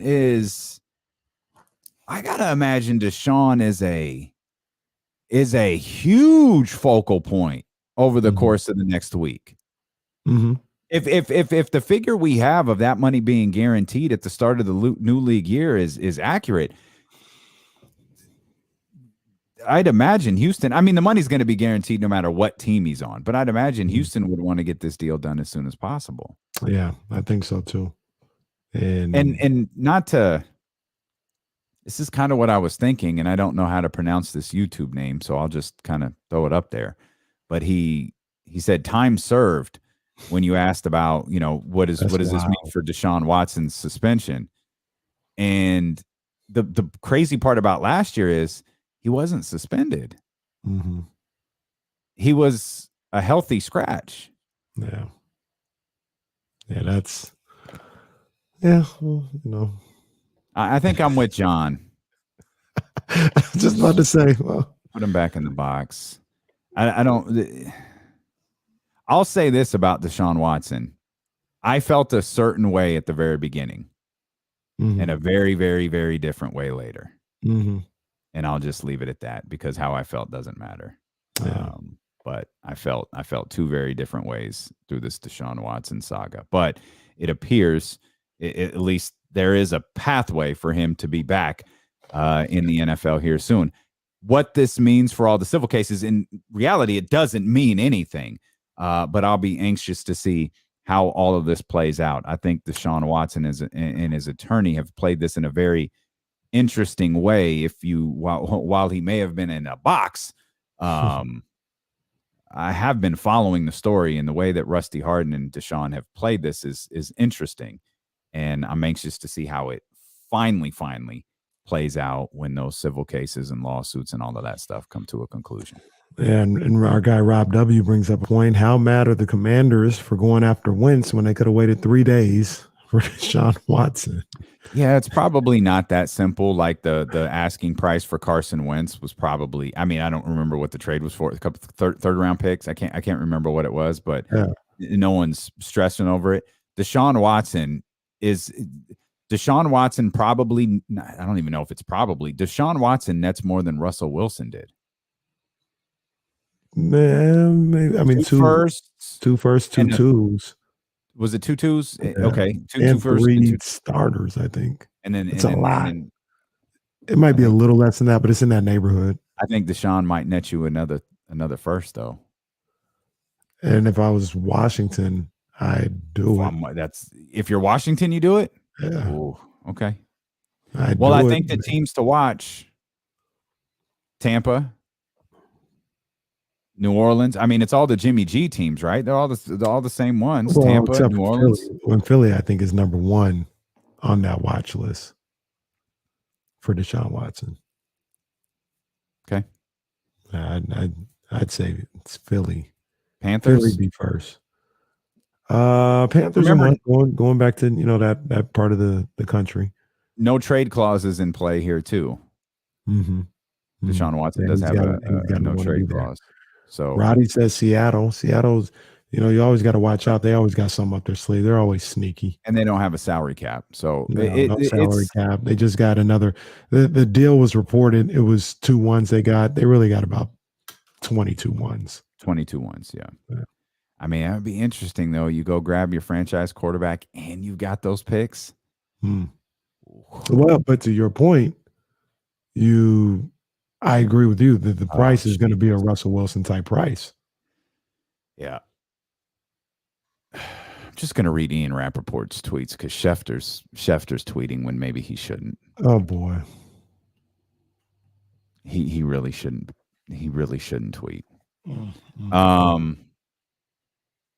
Okay. So it's now Deshaun Watson and Jimmy Garoppolo. Those are the top two quarterbacks on the board. Different asking price. So that could be interesting because there's no question who the better quarterback is. That's not a conversation. But can Team A afford Deshaun Watson? Or can they afford Jimmy Garoppolo? Not the same asking price. No, I think there's only two teams that could really afford him on that level. And I think it's the Eagles and the Seahawks. Because like you said, if it's going to be a Russell Wilson type haul, you're going to need multiple first round picks, multiple second round picks. Yeah. Those two have it. So I think my guess will be Philly. I don't think Seattle does that, but you never know. You never know. Okay. You never know with those guys, man. There's some shysters up there in Seattle. And shout out to my guy, Bobby Wagner. I talked to him on the Twitter earlier today, and he was talking about what? Yeah, I talked to Bobby Wagner on Twitter. And he said the craziest part about all this is I played there 10 years and I didn't even hear from them that I wasn't coming back. And I told Bobby, I said, man, that's disrespectful. Disrespectful. Get them back by coming to the Niners. That's how you stick it back to them, Bobby. I guess he's thinking about it. Because he hasn't. He left you like Chris Haynes does, right? On scene. Yeah. He's been, that. Bobby, I just look at that as like, he's thinking about it. He's like, it's a good point. That's his way of showing that he loves you. Yeah. Okay. All right. That makes sense. I also want to point out the Colts just dumped their quarterback. They have a ready-made team too. They do. I don't know what their draft capital looks like. That's something we'll look at, but it'll be a story to follow in the upcoming days. I mentioned something about Kyrie Irving. I want to bring that back here real quick. Trysta Krick's going to join us. We know she was looking forward to that Brooklyn-Philly game for a while now. We'll talk to her at the top of the hour when Dealing with KC continue on Sacramento's #1 sports station, ESPN 1320. Man, I feel like Philly gave up on Hurts the second he got under center, man. Even when that dude performed well, they didn't love him. Y'all ain't got no love for Jalen Hurts out here in Philly? None. No, Philly, there's certainly a good amount of people who in Philly and who watch Philly who really want them to make this Gardner Minshew thing work. I'm sure there is. They are like really pushing Gardner Minshew. Fam. Stop it.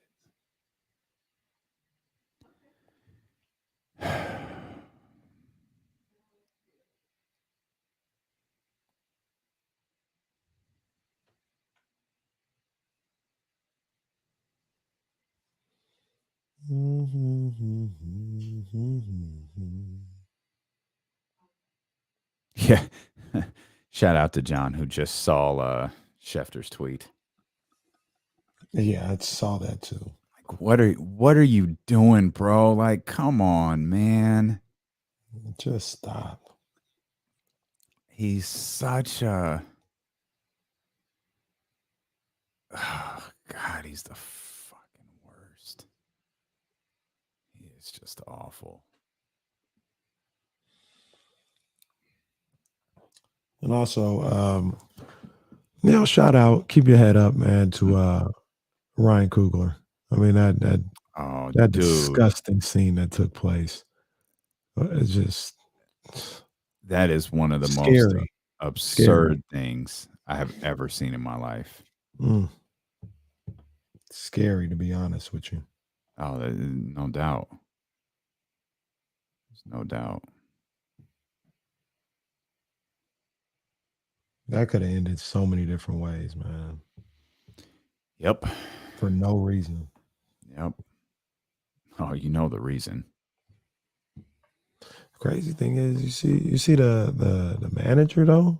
The manager was one of us talking about good job. What are you doing?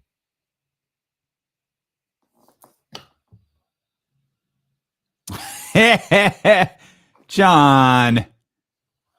Uh-oh.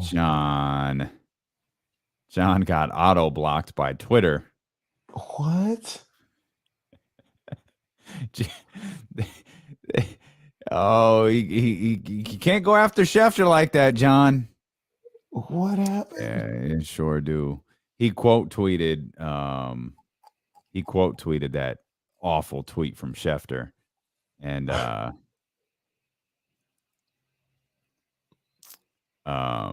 yeah, he got a note that he'd been auto blocked. Auto block. What is an auto block? I've never. I guess only the Schefters of the world have it. I've never heard of it. Yeah, he's no good.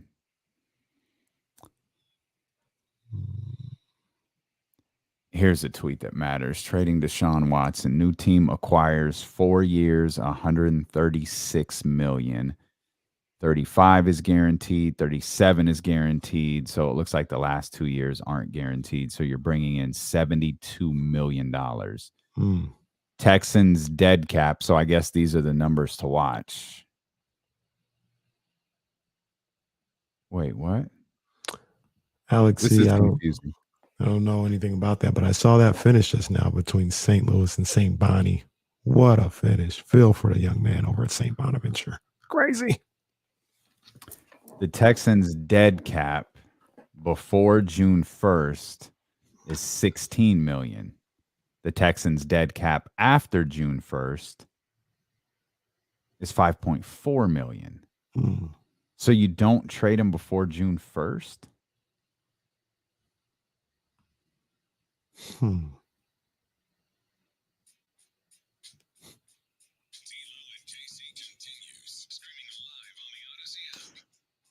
Trysta Krick, BetMGM, Heat Check Pod, going to join us here in a couple minutes. Kyle Madson going to join us in about 30. Clear up a couple things on Deshaun Watson here from our friends over at Spot Track. Deshaun Watson's traded. The new team acquires 4 years, $136 million. It looks like only the next 2 are guaranteed. 2 years of the 4-year contract are guaranteed. Those 2 years, he's $35 million and $37 million for a total of $72 million guaranteed for the new team that acquires Deshaun Watson. In terms of the time frame, the Texans' dead cap, if they trade him before June 1st, would be $16.2 million.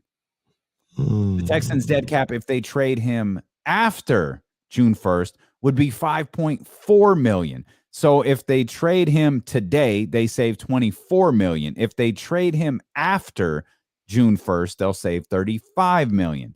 So I'm guessing a Deshaun Watson trade isn't coming in the upcoming days. But something here as we head into the summer would be ideal for the Houston Texans and their dead cap money. There's a lot going on. A lot of moving parts there. And a lot of people are tweeting stupid stuff. So, oh boy, Sean, back in the box, pal. We'll see you. We'll see you June 2nd. Yeah, something like that. We'll see you June 2nd when we have to reference your new team, or around there. We'll follow the leaders in the clubhouse, but Whew, boy, Jimmy Garoppolo implications here. I think so, because that's just one more quarterback on the market now, and it's a better one. Yeah, I'm not trying to clown, but dude, Deshaun is that dude. Yeah, absolutely. Now, the other thing some people might look at is, do I want to gut my franchise for Deshaun Watson? Some people will say yes and would be well within their right. Others might say, like the Colts, for instance, do I want to gut my franchise to go get Deshaun Watson? We could, but we could go get somebody that's not as good, but you can still win with them in Jimmy Garoppolo. And, we just make sure we use that money and that draft capital that we're keeping to really lock in on the skill position players and doing things that could put us in a position to be like the 49ers. Or like how people perceive the 49ers, where they're like, Jimmy wasn't great, but they were stacked everywhere else. And that's how they were able to make a run. And, it's just a philosophy that each franchise is going to have to decide if they're with the philosophy of going to get the big fish or, getting a nice little boat and having the other fishes surround them. How's that analogy? That's a good one. And I'm just looking at these days. I'm floored by these days because I wonder, these dead cap days. I don't know could you, and I don't know if this is I'm trying to think of a circumstance in which this has happened, and I can't think of one. I mean, April, May, June. Is there a way the Texans could construct a deal with someone and that team drafts for them? Because the draft is before. Yeah.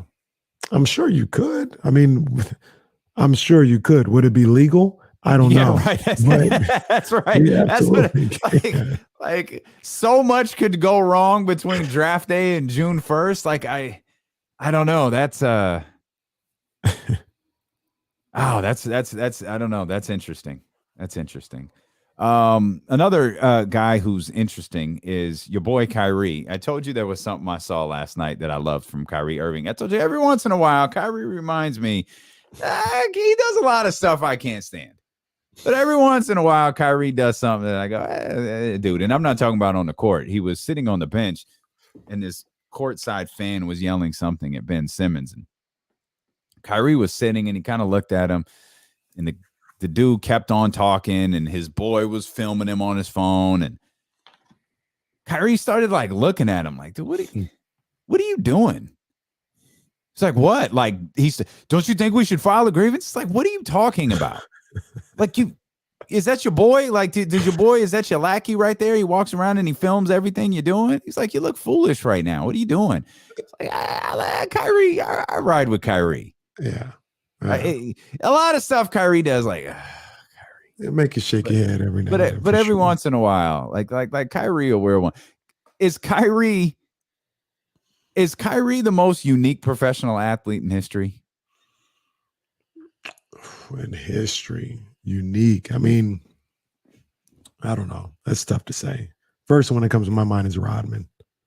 Okay, yeah, Rodman's up there. Well, that's a good one. I thought of Ricky Williams. Ricky Williams was. Oh yeah, Ricky. Ricky was like, "Nah, it's cool. I'm gonna smoke weed, not play football. It's cool." Yeah, Ricky really was like, "I'm good on the NFL." Yeah, all because I want to smoke weed. I remember. And I don't know if this ever happened, but I remember a story that it was going to happen. Ricky Williams was going to open a gym, I think in the Bay Area. And the gym, like, instead of grabbing like a protein shake when you were done, you had like weed. Come on. Like a cannabis shake. Like, it was like, this will help you recover. You know, y'all out here chugging protein shakes like this is pumping iron in 1970 something. Like, no, like, have some weed. This will help you after the chest day that you just had. Yeah, no. That's Ricky. Ricky was a wild boy for that one. I don't know if it ever happened, man. But I've got to find out. Okay, all right, Rory in the chat. Yeah, no, we're not. No. OJS is not unique. Like, there's. I won't mention this guy's name. I'll give him his initials. OJS. Yeah, he's not unique. He's just different. He's just kind of a killer. Speaking of, not of a killer, but of OJS. Mitch, what's happening, buddy? Whoa, well, good segue. How you doing, Damon? How are you? We're good, man. What's up with you, Mitch? How's the weather over there? Is it chilly? Like, what's it looking like?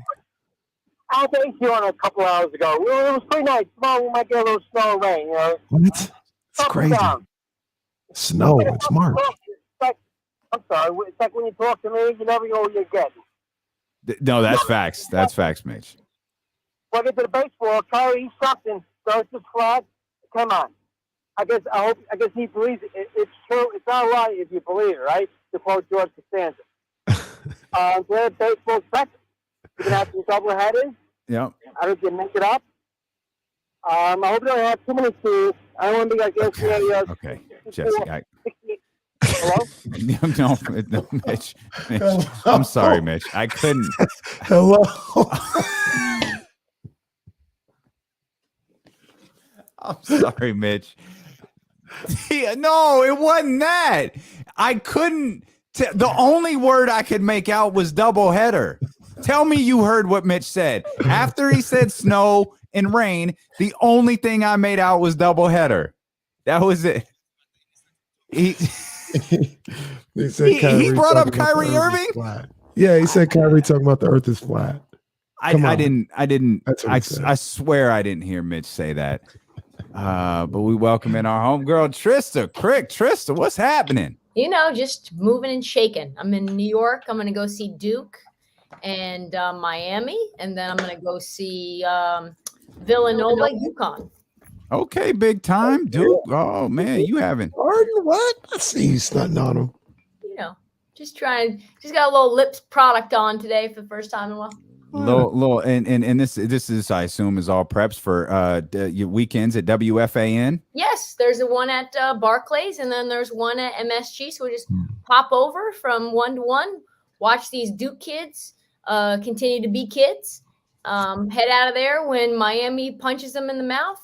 Probably Duke will end up getting the win. Then I'll go see a real battle. We might need KC, you could correct me if I'm wrong. We might need a report from Trysta on some of them kids at Duke because I know this is going to be hard for you to believe, Trysta. Sacramento's going to be drafting high again next year, so you don't say. Yeah, we might have to keep our eye on what's happening. Wait, let me ask you guys this: did you see Portland? What they're rolling out against Utah? I know what they've been rolling out the last couple of games. And they're making sure. All right, they don't want any slip ups. They're making sure that we're not in that 10 spot. This is the worst team. So I took Portland. So Portland played Utah in Utah. You could just call it Portland in bunny ears. Portland played Utah. I had Utah minus 6.5 first quarter, and I was like, man, 6.5. That feels like a lot. When I tell you this team was up 31-15, I watched this quarter. Portland in bunny ears went 1 for 12. And they didn't get a bucket until 3 minutes and 30 seconds into the quarter. They didn't get their second bucket until 6 minutes left in the quarter. They were missing airballing dunks. They were, when you just watch like a high school game or whatever, and you watch somebody shoot a jumper and you're like, nope. Like you just know, like, nope, that's not going in. That's all. That was how it was for them for like 2.5, 3 quarters. And then finally, I don't know what happened. They started making shots, but it was just Josh Hart out there. Poor Josh Hart. And just like guys, you've never even heard of Keljin Blevins. No, you made that up. That's a made up name. Yeah. That's a 2K name. So anyway, we'll be drafting hopefully high as well. And still, Portland's marching out names that Trysta Krick's making up. They've lost 6 in a row, and yet they're still higher than the Sacramento Kings are in the standings. And those games have been by, on average, 30 points or more. Tragic. Yeah, that's rough. We're still that is rough. I know you were looking forward to Philly and Brooklyn. Did it live up to is it everything you dreamed of? It was. It was. I bet on the game, obviously, as I do. That was like what was the line on that one? It was wild. It was Brooklyn plus 4.5. So I bought the 0.5 point just to be safe, and I didn't even need it at all. I didn't need it after the first moment we were up in there. Didn't you guys think it was interesting that Kyrie might be like the perfect Batman to Ben Simmons as Robin? Like, we ride, if you're coming for Ben, then you're coming for all of us. Yeah. Like, he's our brother. He's I not love the that. game. Same. And KD's like, yeah, we knew this was going to be personal. And like they said, it was like not about James, but they're like, we knew that the screams about Ben wouldn't be heard and the crowd would be quiet if we just beat them up. If like they were down by that much, they wouldn't have anything to say. And so that part was like really interesting. Kyrie having like a defensive game. You guys saw him strap Harden, yeah? Mm-hmm. Yeah. Wow. Yeah. So I loved that. I loved Harden, a frustrated Harden. I loved a post game, go hang with the little baby and Travis Scott. I thought Travis Scott was canceled. Was he not? No, he's not canceled. He had to. He's paused. He's paused. Some of that people kind of jumped off the deep end with Travis. Yeah. I mean, it's not because of the festival. Yeah. It's not like he tried to make those things. Like that wasn't his intent with having the festival. Some things happened, but yeah, I like it was like, oh, you got to wear that a little bit, but just like everything, people jumped out there. People don't understand accountability is not the same as being canceled. Yeah, true. You know, you got to wear it. Trysta, I watched that game yesterday, and I've been saying Philly, they had a better chance now of winning an NBA championship than they did even last year with Ben Simmons there. And I was kind of touting them up. I kind of forgot about Brooklyn. And it's because, like our guy Will Z talked about, Kyrie and KD, they've only played 6 games together this year. And you forget what that looks like when those two are on the court. It is special. And they're both clicking. It's special. Where you gonna go? If you try to shut down KD, Kyrie gonna go off. If Kyrie go off, then KD, or you try to shut down Kyrie, KD's gonna go off. And don't let them both be cooking at some point. And they got Seth Curry now too. What you think about Brooklyn? I think they're dangerous on top of the fact that Kai and KD can get theirs. Kai can be the 2. You see him. He's not even bringing the ball up. You've got Dragic bringing the ball up. You've got Patty Mills bringing the ball up. You have Seth Curry bringing the ball up. And so he can play that natural 2-guard position that he played when he was in Cleveland, when they won that ring. He can play off ball. He can play on ball. Man, both of those guys in the first quarter, I want to say they both had like 11 or 12 points and were super, super efficient. If they weren't 100% from the field in the first quarter, they were somewhere very close. And it was like, wow, these guys both might go for 40. And they could have if they wanted to. You could tell they sat down early. They took their foot off the gas. Kai started missing some jumpers. But like when they're clicking together and they've got Patty Mills, he can create his own shot. Yep, he can get it on the ISO. Dragic can get it on the ISO. Kai can. KD, of course, as we know, can. Like, that's a lot of guys that down the stretch can go and get you a bucket. Whereas there's not a lot of teams that have a guy that can get their own shot, that can get space, and also move without the rock. And then you're incorporating probably Ben Simmons at the 4 or the 5 if you want to play small, or if you want to go big, you have Drummond there and play maybe Ben at the 4. Let me ask both of you guys this real quick, because I saw this come on my timeline yesterday. When he's on and he is clicking and he is just in his zone, Ken Shamrock, is Kyrie the closest thing to art that we've seen in basketball? Right? Like, it's just beautiful music and motion when Kyrie is cooking. That doesn't mean he's the best or anything else like that. But I know for me, watching Kyrie, it is a thing of beauty when he's locked in. Yeah, I think it's to me, what I love about Kai is not all like the places that he can get his own shot on the court, but when you've busted your own ankles up, like as much as I have, and you watch Kai in like highlights or like pre-games where he does those drills where he can basically look like a Jedi. He's almost flat or 45 degrees and his ankles are still. And the level that his ankle mobility and flexibility, I know that's like very nerdy, but that stuff is what makes him so shifty. That stuff is what makes him be able to do as much as he can. His handles, his footwork, the flexibility, and it's pretty. It's all so pretty. Yeah. Like you watch guys and they do amazing stuff out there, but you're like, Kawhi Leonard, it's ugly. Like that's ugly stuff. Like, yeah, I know that they've compared their games like Jordan to Kawhi. That's not the same. The grace is not the same. Kyrie has grace on another level to me. What do you think? Oh, absolutely. Yeah, he's gorgeous to watch. You're listening to D-Lo and Casey on ESPN 1320 KIFM West Sacramento, KRXQ HD2 Sacramento, an Odyssey station and driven by Lasher's Elk Grove Dodge, Odyssey Sports Betting Insider.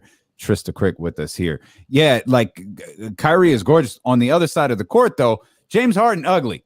Yeah. I don't love James Harden's game at all. Did what happened in Philly sour you on the 76ers at all? I think it shows that they have bigger problems and bigger holes than maybe we thought when they were beating up on the Knicks and beating up on these lower level teams that we know aren't anything, you know? And so, yeah, it does. Like, because the moment's going to get bright, and James looked phenomenal in those first few games. And then you see like a real team with real pieces, bunch of bucket getters, as I said. With the lights turned on. When the lights, the lights were on too. Mm-hmm. He went back. I think he was 3 for 17. 3 for 17. And you look at his shot chart and all of the places that he missed underneath the basket. He went 0 for 10 inside a 3-point. 0 for 10. That's ridiculous. Do you know the only other player to go 0 for 10 from 2 this year? Russell Westbrook. Oh no, okay, that wasn't. Oh no, I don't even know. Like, what'd that have to do with the conversation? I don't. That's what we call a stray. That's what we call it. Like Russ minding his own business, ain't bothering nobody, and Trysta just over here firing from a New York City hotel room at him. But he was awful. And I wonder how many people guessed it, by the way, when you asked that question out loud. I wonder how many people screamed at the Odyssey. Like, Westbrook. Can't say that anymore. That's been banned. That's right. You can't say that anymore. We can't have jokes anymore without it being shaming. That's right. Without it being shaming. Shameful to go out, my man, for a rough season there in Los Angeles. But what did you guys think? Did you think, oh boy, like the Sixers aren't close? No, I didn't think that. I have this thing with James Harden. I can't explain it. I appreciate his game. It started years and years and years ago. I recognize how great he is, but my feeling has always been, y'all can get James Harden, but be careful what you wish for, because James Harden has led exactly no one to an NBA Finals. And if he's the guy who's going to get you over the top with Joel Embiid and this crew that you got there, plus you gave up a ton for him, I can absolutely see this team in the second round of the playoffs in the Eastern Conference Finals. I just don't see them in the finals because I don't think James Harden is capable of playing under those lights. I love the deal for Brooklyn. I think the roster as a whole got stronger, and I'm still, I'm not, as my partner says, jumping out the window with this, but I'm still a believer that Ben Simmons is a solid basketball player, and he gets in there and integrates himself with Kyrie and KD. I think they got something special with Steph. So you never jumped. The third you never time even jumped on to the Sixers like this. No, never. No, not. Saw was. I like the 76ers more before he got there. Yeah, no. See, I wouldn't like that. I think they, and I'm not even really fazed by it yesterday because I know that could happen. Like they absolutely could fall on their flat on their face. I think they still can. They can make a run in the playoffs. To the second round. I think they can go further. I think they could see the Nets in the first round, 2-7. Mm-hmm. Wouldn't that be something? I'd really like, and this is where I'd really like Kyrie to play every playoff game. I think he will. Mayor Eric Adams wants that more than he wants anything, I think.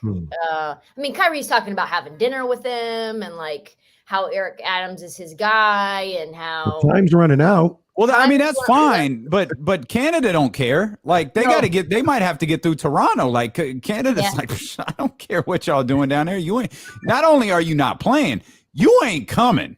No, you wait there at home, and you'll see your friends when they get back. Mm-hmm. Mm-hmm. Now I think Brooklyn without Kyrie is better than Toronto, but still, you never know. Didn't they get beat up by Toronto a couple of days ago? Without Kyrie. Well, I don't think KD played either, but yeah, I think these two, when they're both there together, it's gonna be really interesting to see what happens with the Bucks too.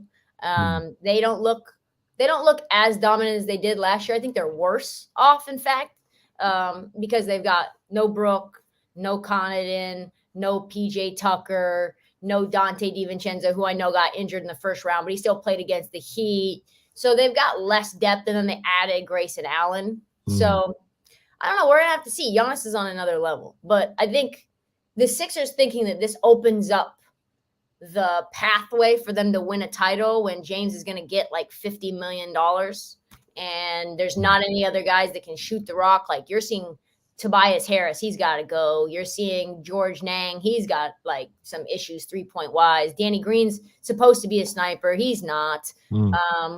And then Korkmaz has been really struggling as well. Like his shot just all of a sudden looks like Markelle Fultz. So yeah, it is like 8th grade girls basketball right now. Oh no. Wow, Yeah. shot at 8th grade girls. Dude, Trista's coming for everybody today. Just a little tired, just shooting from the hip here, like girls basketball. It's all good. Wow. Go enjoy the tournament. I will, take guys. some notes on Duke and report back to us. Oh, Paolo Banchero, you better get him some deodorant out there in Sacramento. Oh, right. Wait a minute. What? Yeah. Yes, you heard about his sweating problem. He sweats so profusely, he needs to get rehydrated.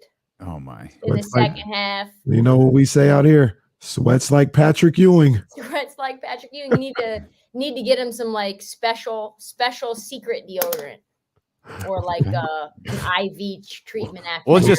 Trista might not get this, but we'll just link them up with Kenny Thomas, and they can figure it out together. No, we'll get them. We'll get them going together. Trista, we appreciate you so much. We'll see you next week. Everywhere this year. Oh man, that's Trysta Krick, host of BetMGM Tonight, Odyssey Sports Betting Insider. Be sure to check out BetMGM Tonight podcast. For more of Trysta, just search BetMGM and check out her NBA podcast, Heat Check, available here on the Odyssey app or wherever you get podcasts from. Kyle Madson joins us next here on Sacramento's #1 sports station, ESPN 1320.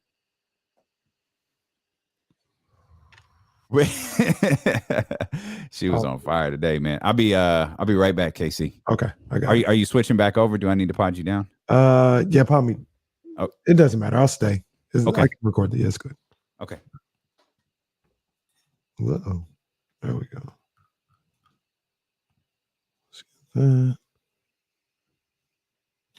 Gotta get the timer ready.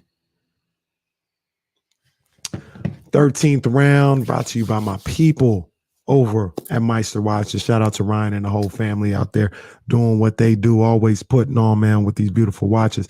And man, I'm gonna tell you this right now. There's some things brewing in that Lions only camp right now. There are some things brewing because we might have these two boys, the Charlo brothers, in some big time bouts come the end of spring and the beginning of summer. The WBO, they have moved on from Jaime Munguia on being a mandatory and whatever fights that he has to do. They moved on from that. That opens the door for a possible Jermall Charlo versus Jaime Munguia on Showtime with PBC. They're saying that they want to get that done for June 18th. If Al Heyman and all those guys can reach out to Munguia and give him a good deal, we may see that. That's a big-time fight. I'm excited for that fight. Then you combine that with the fact that Jermall Charlo is going to be going up against Brian Castano on May 14th. In a month's span, we got both of the Charlos on possibly free TV. It's Showtime. But you get what I'm saying, right? It's not pay-per-view. That would be major. I love both of those fights. I think Jermall is going to – Castano, he did his thing in that first fight. It was a very close fight, very controversial. I think I had it as a draw. Some people thought he won the fight. That's cool. I think Mel's going to get him in a rematch. I think that's going to be taken care of. And Jermall versus Jaime Munguia. Jaime Munguia has no defense whatsoever. I understand that. But he's got dynamite in his hands. That's a dangerous fight for Maul. I think Maul's got the skills to be able to handle that fight. But Munguia, you never know. I saw him bust the skin and the meat off of somebody's lip one time in one of his fights. He's got dynamite in his hands. So Lions only coming back in 2022 with some heavy hitters this year. I like that. That's the 13th round.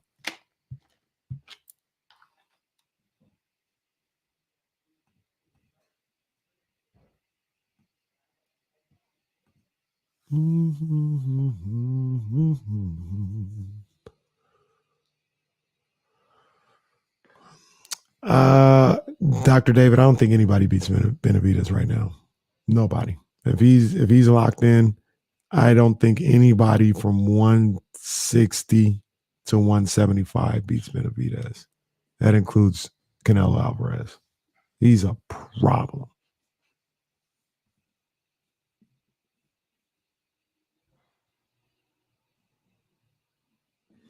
You can never trust Kyrie's health. No, you can't ever do that.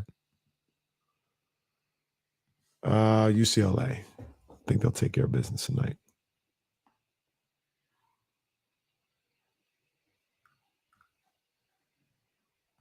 That was hilarious. That was hilarious.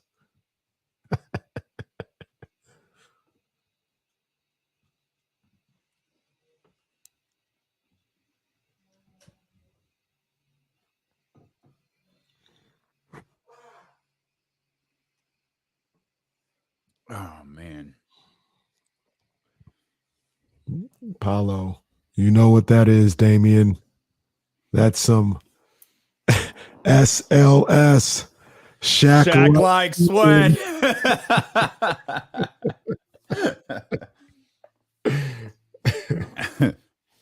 Ooh, all right. See. You want to say hi real quick? With the fresh cut. Woo! Look at you. Yeah, man. Yeah, buddy. Looking good. Said looking good. Thanks, Damien.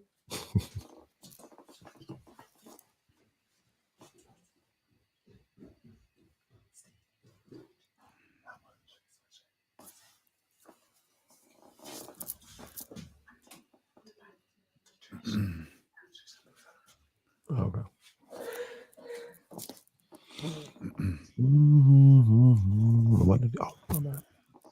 Live on the Odyssey app, indeed. Best way to listen to D-Lo and KC. You can watch the show also on twitch.tv/ESPN1320, youtube.com/ESPN1320.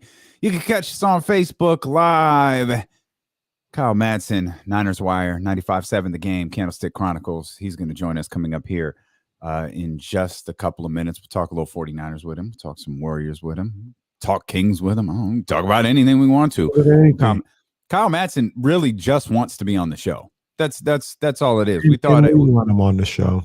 Oh, no. We definitely want Kyle on the show, but we thought 49ers season's over. You know, we'll holla at you. He's like, no, I'm good. Send me the link. I'm ready to rock. What you want to talk about? You want to talk about Kings? What y'all want to do? So and for the first time in a while, there's a lot, we talk about Kyle, which is, not just Niners, but like you said, anything. NFL went up this weekend. They were up and they were stuck, as Cardi B would say, because they were every day ever since Calvin Ridley got busted. That's right. Every day. Right. Every day. That's right. Oh, look who's at practice today. What? Zion. And where did he come from? I don't know. He's in dark clothing, so I'm trying to get out of nowhere. Yeah, Zion Williamson out of nowhere, fresh lineup. Boy, everybody got the clean cut this week. But yeah, Zion Williamson at Pelicans practice today. Good for Zion. Do with that whatever you will. I don't know. Man, I hope so. I hope he's able to come back and play this year. I don't know if I would bring him in this year if I were with the Pelicans, but why not? He's got to make sure everything's right with him. No. Yeah, if he's sure healthy, everything's right before that, sure. But I'd be nervous. Yeah, I understand that. But if he's ready, throw him out there. Yeah, let him play. I guess I feel like there's all sorts of different definitions of ready. Like Zion. Maybe Zion thinks he's ready. Maybe the Pelicans think he don't. Maybe the doctors are somewhere in between the two. Like, that's something we'll see in the future. But I am happy. I don't know where he was before, but I'm happy he's with the Pelicans now. Out of nowhere. Yeah. The doctors probably hit him with the old line that gives you no clarity. And they're like, well, I think he's ready. I mean, anything could happen. I could walk out the street and get hit by a car. Anything. Well, yeah, we know that. That's not necessarily likely either, though. What are you trying to say? I mean, what's going on? We don't exactly want that to happen either, Zion. What we would prefer is you just ready to roll here. And I don't know what the I don't know why my dogs are so excited. So I apologize for that. Shout out to Smooth Hands, bro. Big ups as always. Yeah, and shout out to the person at the door who can't see the sign that says "Please don't, please don't, please don't knock." Yeah, I don't know where Kyle is. It's clear that we're stalling for time. So, Kyle's he's got a lot going on right now, man. You know, sometimes he thinks he's available. He may not even really be available. Yeah, that very well may be true. He could be doing some wedding planning here. On an unrelated note, opening day in softball league today for your boy. Let's go. Oh, okay. I'm going for that MVP. Oh, yeah, I'm going for that MVP. I ain't playing with these boys this year. Okay. I was playing with them before. I ain't playing with them no more. I'm over at I don't know what park that is, somewhere out in Elk Grove, off of Whitelock. If you want to come check your boy out, 8 p.m. start, prime time. You know, that's what it is. Okay. Yeah. Now be careful because there's security there who they'll be yeah, just approach with caution, plan for delays. It's like the president's there when Kenny comes to play softball, but I know how much you love softball season, so that's good. You one time, so this will be funny. This is why I need to get on the squad. One time, Reese, matter of fact, he had T-ball right over at Wackford. All my people in Elk Grove, they know Wackford. They had a T-ball game, and it was like 9 a.m, 10 a.m, whatever. Game's over. Get the kids some ice cream. It's a big park. We're just chilling. I look over at the softball field. Oh, they got a game going on. Okay, a little adult game. Like, man, I wish I could play. Like, this is dope, man. I got to get on the league. Look further out in right field. Is that Matt Barnes? Matt Barnes. No entourage, nothing. Not saying he always rolls with an entourage, but just by himself playing in a little softball league on a Saturday morning, 10 a.m. I got to holler at Matt, man. You need to come out and play with me, man. We need to make this. Okay. That's what's up. All right, Kyle. Matt Barnes legit does everything. He does. All right. Good stuff. As does this dude right here. Our man. Oh, look at that smiling face. Kyle Madson. What's up, fellas? What's going on, man? Sorry I'm late. I set an alarm for myself because I'm taking on more responsibility here. I'm kind of a big deal now. Yeah. And I set an alarm for myself at 2:15 a.m. Nice. Yeah. So I would have been ready to rock and roll in the middle of the night. Part of me is a little sad that you recognize that and the alarm isn't going to go off at 2:15. You would. Yeah, no, I recognize it. I've deleted that alarm now, so I know for sure it's not going to go off. But yeah, your producer Jesse texted me. He's like, "Hey, idiot, where are you?" And I was like, "My bad, man." And I checked my alarm to see what happened. AM. Jesse is savage like that. He might have really texted you, "Hey, idiot, where are you?" It's verbatim what he said. Well, that's what I asked him to send you. To be fair, to be fair, that's what I asked him. Are you? Did you think we'd see baseball this year? Yeah. Really? Yeah. I didn't think they were. I didn't. I was pretty confident we weren't going to see 162 games, but I mean they got there, which is pretty wild considering it looked like both sides were in a spot where it's like, all right, they're dug in. The players want X. The owners have said this is their best offer. And about the fourth time that the owner said, okay, this is the drop dead date. Okay, now this is the drop. At some point, it was going to be the drop dead date, and then we're going to cancel games. But it turns out they didn't. And even when they said they canceled games, they didn't. Like they said, they're canceling the first two series. Right. You postponed them. So, yeah, I didn't think we were going to get 162. I knew we'd get a season of some kind, but I was certain MLB was okay with, April, May games. Don't really it's school's in. There's part of the country where the weather's not great. It's really June, July, August where people can start getting out to games, and it's the summertime and there's nothing else really going on. NBA season's over. NFL regular season hasn't started yet, so baseball can kind of own the summer. So I thought that's honestly what they were shooting for, where the owners were just going to say, cool, we're just going to hang out here, and if they make major concessions, then cool. And apparently the players did. The players advisory board voted 8-0 to not approve the deal. Right. And the players wanted to play and get a full 162 in. So I think it's better for the sport that they're not going to go in with canceled games for sure. Yeah. But I don't know. I still think any kind of labor strife at this point is pretty exhausting. Yeah. What's your read on that scenario, Kyle? Right, like the advisory board, as I call them, the authority headed up by Scott Boras. It sounds like to me Scott Boras was doing Scott Boras things and trying to milk every penny out of this. And the players eventually said, enough is enough. Like the deal's good enough. We want to play. Let's get it done. And that's what it sounds like happened to me. Yeah. And if you're Scott Boras, like you've got these clients where it behooves a young player right now, like Ronald Acuna. The contract he got is so far below what he would get on the open market from the Braves. But that's the only way you can lock in a long-term contract right now. If you're a young player, is to sign that long-term deal for something cheaper than you would get on the open market, or else you're under team control for pennies for a super long time.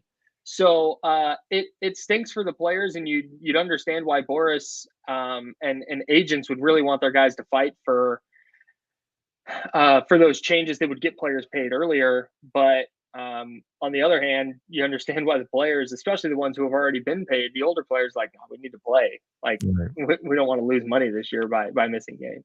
Right. Now, I'm like you, Kyle. I was surprised they got the deal done. I was ready to hunker down and unfortunately not see baseball all year long. Like I thought it was going to be that type of to the death type of negotiations. But I was pleasantly surprised yesterday when they got something done.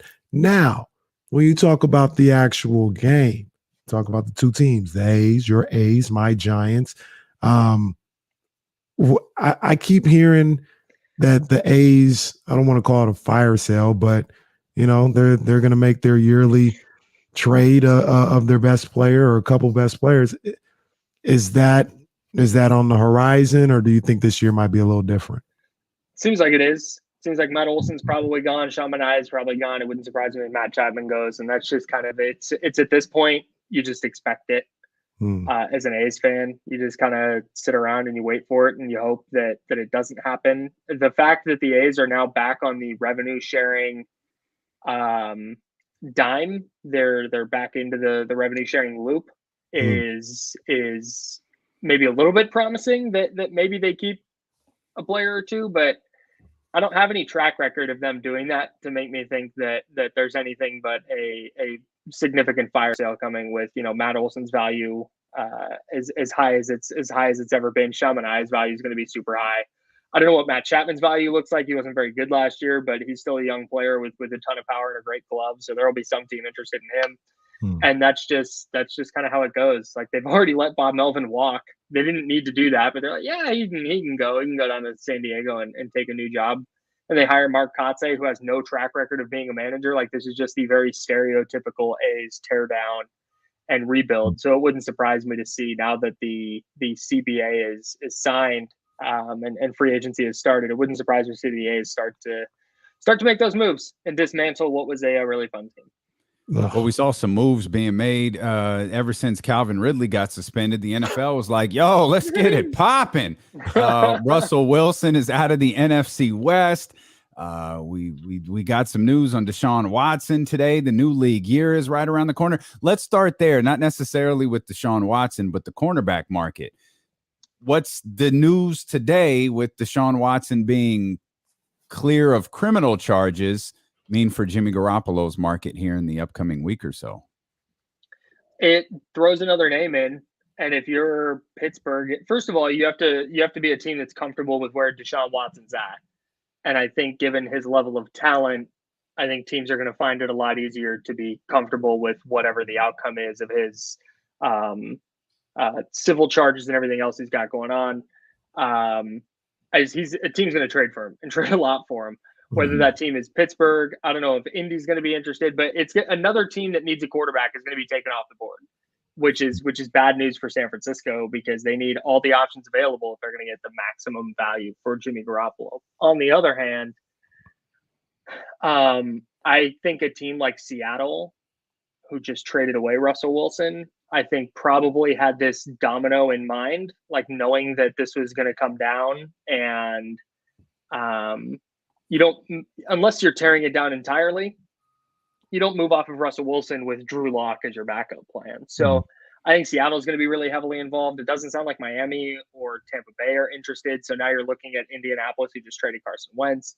You're looking at the Steelers. And again, those are teams that have been tied to Jimmy Garoppolo. So it matters for sure in the sense that it could remove a team from the quarterback conversation. I think it might matter more for the 49ers, though, that he could wind up in Seattle, where now all of a sudden it's like, cool, Russell Wilson is gone. See, you secretly love Russell Westbrook. I knew it. No, I was right about I did that because I was right about to say Russell Wilson isn't as good as he used to be, and that's kind of where Russell Westbrook is at. So you can tie those two together there. But you cool. It's wild, man. I don't know what happened to Kyle. He just completely disappeared from I don't know what happened. It was that was crazy. It must be my internet in my closet. But the damn 95.7 the game can't get that internet working. All right, so where was I? You were saying Russell Wilson isn't as good as he used to be. Really? You don't think so? No, I mean he wasn't last year, and I don't know if that was a product of him being unhappy in Seattle or just Seattle's team not being very good on it. But if you're the 49ers, a guy who was 16-4 against you in 10 years, 80% winning percentage. Yeah. You can name the 4 wins off the top of your head. Like you remember them. Mm-hmm. They were that rare. He leaves the division and you're thinking, great, chalk up 2 wins against Seattle. It's either Drew Lock or somebody who's not going to be half as good as Russell Wilson is. Well, now all of a sudden it's Deshaun Watson instead. Yeah. And that's where I think the Niners could really get screwed here, because I think Jimmy Garoppolo's market, I don't think Pittsburgh was ever going to get in a bidding war for Jimmy Garoppolo. Like, that's a smart team. I don't think they're going to go, okay, fine, a first round pick for Jimmy. That's what I think they probably have a ceiling on where they were going to go for Garoppolo, and that ceiling is not going to change whether the Washington Commanders or Indianapolis Colts or Seattle Seahawks are involved in a trade for him. So I don't know if it affects his market that much. I think, like I said, the bigger issue is if Deshaun Watson winds up in Seattle. That's where I think it affects the 49ers. Kyle, Thursday night game 2012, Alex Smith at the helm. I think it was a 13-6 win over Seattle. Delaney Walker TD. Frank Gore with the late run and the last year at Candlestick. That was the second one. The third one was in the rain in San Francisco late in the season in one of their bad years at Levi's. And then the last game of the season in 2019. Yep. He's right. You can count them on the hand. You remember the 4 games that you beat Russell Wilson in the last 10 years. That is part of me is like, look, I know Deshaun is sick. He's a bad football player. He can go. But we ain't never gonna see nothing like what Russell Wilson did to the 49ers against unbelievable. Just him being gone. They could go get Jesus at quarterback, and I don't know if it'll be as rough as what we experienced with Russell Wilson. The crazy thing about all those games is you talk about the 13-6 game on Thursday Night Football. That was just kind of a typical weird Seattle game. Niners win by a touchdown. There was the Frank Gore game, where it's a 1-score game. I forget the final in that one. But then the one in the rain in 2018 was overtime, like 26-23 or 23-20, something like that, as a game-winning field goal. And then the 2019 one came down to the play at the goal line. Like, they beat Russell Wilson by a grand total of like 14 points. And that's wild. That game crazy. And that season, to me, epitomizes what it was to go up against Russell Wilson, because in my opinion, those 2 games in 2019, the Seahawks had no business playing with the Niners. The Niners were so much better than, even in the last game of the season, they were smacking them around. Like, it was easy work for the Niners, and it didn't matter because they had Russell Wilson, and it's always going to be close, and more times than not, you're going to lose. And that epitomized what it was. The Niners were way better than them in week 12 or 13 or whatever it was this year when they lost in Seattle. The overtime game, yeah. And it didn't matter. Like the Seahawks just go in there and beat them. It's not. Man, he hurt you guys, dude. Oh, he was traumatizing. No, I'm so that touchdown this year. The touchdown this year at Levi's, where he almost got sacked and then spun away and then just finds a receiver open in the corner and just throws a dime. Even though Azeez Al-Shire's right there, he was a freaking magician. It was ridiculous. Like, he's a great player who like stepped his game up no matter how good or how bad the 49ers were. Like, Russell Wilson was going to be a problem. Hey, Kyle, I kind of agree with you that he's not what he was. He's still a really good, like, top quarterback. Do you think Denver had to do it? Like, were they in a position where, like, you got an opportunity to get Russell Wilson? You gave up a lot, but you got to go get him. Did they give up a lot, though? They like gave up a lot of seconds? like I guess physical stuff. I know the pricks aren't physical, but you know what I mean? Like, there's a lot on paper. They gave up 3 players and 4 picks. Yeah. Like, that's what I mean by a lot. But I mean, break it down. Maybe it wasn't as much as it seems on paper. If you were going to compete in that division, so Aaron Rodgers is off the table. Carson Wentz is not it. Jimmy Garoppolo is not it. Whoever else was going to be available, they weren't going to wait on Deshaun Watson, clearly. They needed to make a splash. Like, there's not a player in this year's draft that jumps out as that, like, oh, man, put him in Trevor Lawrence day one. He could win for you, or Trey Lance or Justin Fields. Like, it's not anything like last year's class. So they had to make a splash. And if you're ranking the quarterbacks in the league who can hang with Patrick Mahomes or Justin Herbert and be effective over a 17-game season, like, Russell Wilson's on the short list. And of the available quarterbacks, he was the only one on that list. So, yeah, I think if you're Denver, because it's not like Patrick Mahomes is 30. It's not like Justin Herbert's 30. It's not like these guys are on the it's not exactly a declining division of quarterbacks. Yeah, they're going to be really good for a long time. And Russell Wilson's 34 now, and it looks like I think his game is not going to age great, but he's a really smart player and he works his ass off. So maybe he does wind up. His game does wind up aging more gracefully than we think, but I think they had to do it. They had to do something. Like, there was no way they were going to sell their fan base on, hey, Drew Lock, we're going to go hang with Justin Herbert and Patrick Mahomes, Derek Carr to a lesser extent. Is Russell Wilson third in that division? Yeah. For sure? Yeah. Boy, y'all really do be loving Justin Herbert, man. He's really good, dude. No, he is. He is. But yes. All right. All right. He's only in year 2. Hey, man, I understand that. I'm not in the business of projecting. I understand he's in year. He's got a bazooka. Okay. Just a howitzer on his right shoulder, bro. By the way, Derek Carr played very good last year. I just want to point that out. Derek Carr's really good, but he's just not in that. He's in that tier. It's the coldest division of quarterbacks in the entire NFL, though, with Patrick Mahomes, Justin Herbert, Russell Wilson, and Derek Carr. Yeah. Until we find out that Trey Lance is really good, and then we'll start looking at the NFC West. But look, then it's not going to be a cold division of quarterbacks in the NFC West, because there's only going to be one. He's going to Trey Lance is going to run around talking about acknowledge me. That's just about to happen next when that boy get a chance. Dan's face. That's what Trey Lance is going to be saying to everybody once he get under center. I thought that face was reserved for when I talk. Trey Lance is going to have that next season. So the following season after Tom Brady retires. You two, but really, not if Deshaun Watson goes to Seattle. I think Kyler Murray's really good, and he's going to be even better once he has a real head coach. Matthew Stafford just won a Super Bowl. Like, Matthew Stafford's a good player, but there's a chance that Matthew Stafford, who just won a Super Bowl, by the end of this year is the 4th best quarterback in the division, which is nuts. I'm not predicting banking on the Deshaun Watson thing happening. That's banking on Deshaun Watson and then Trey Lance being awesome out of the gate. Hey, look here. I think Kyler might be a little overrated. I think Kyler is actually really properly rated. Well, people talk about it. He's in that top 10 range. Kyler's good. I think he might be a little over. I guess Kingsbury stinks. Cliff Kingsbury is Kyler. Maybe Kyler stinks.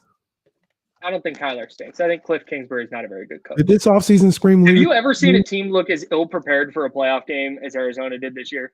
Did this early offseason scream leadership to you from Kyler?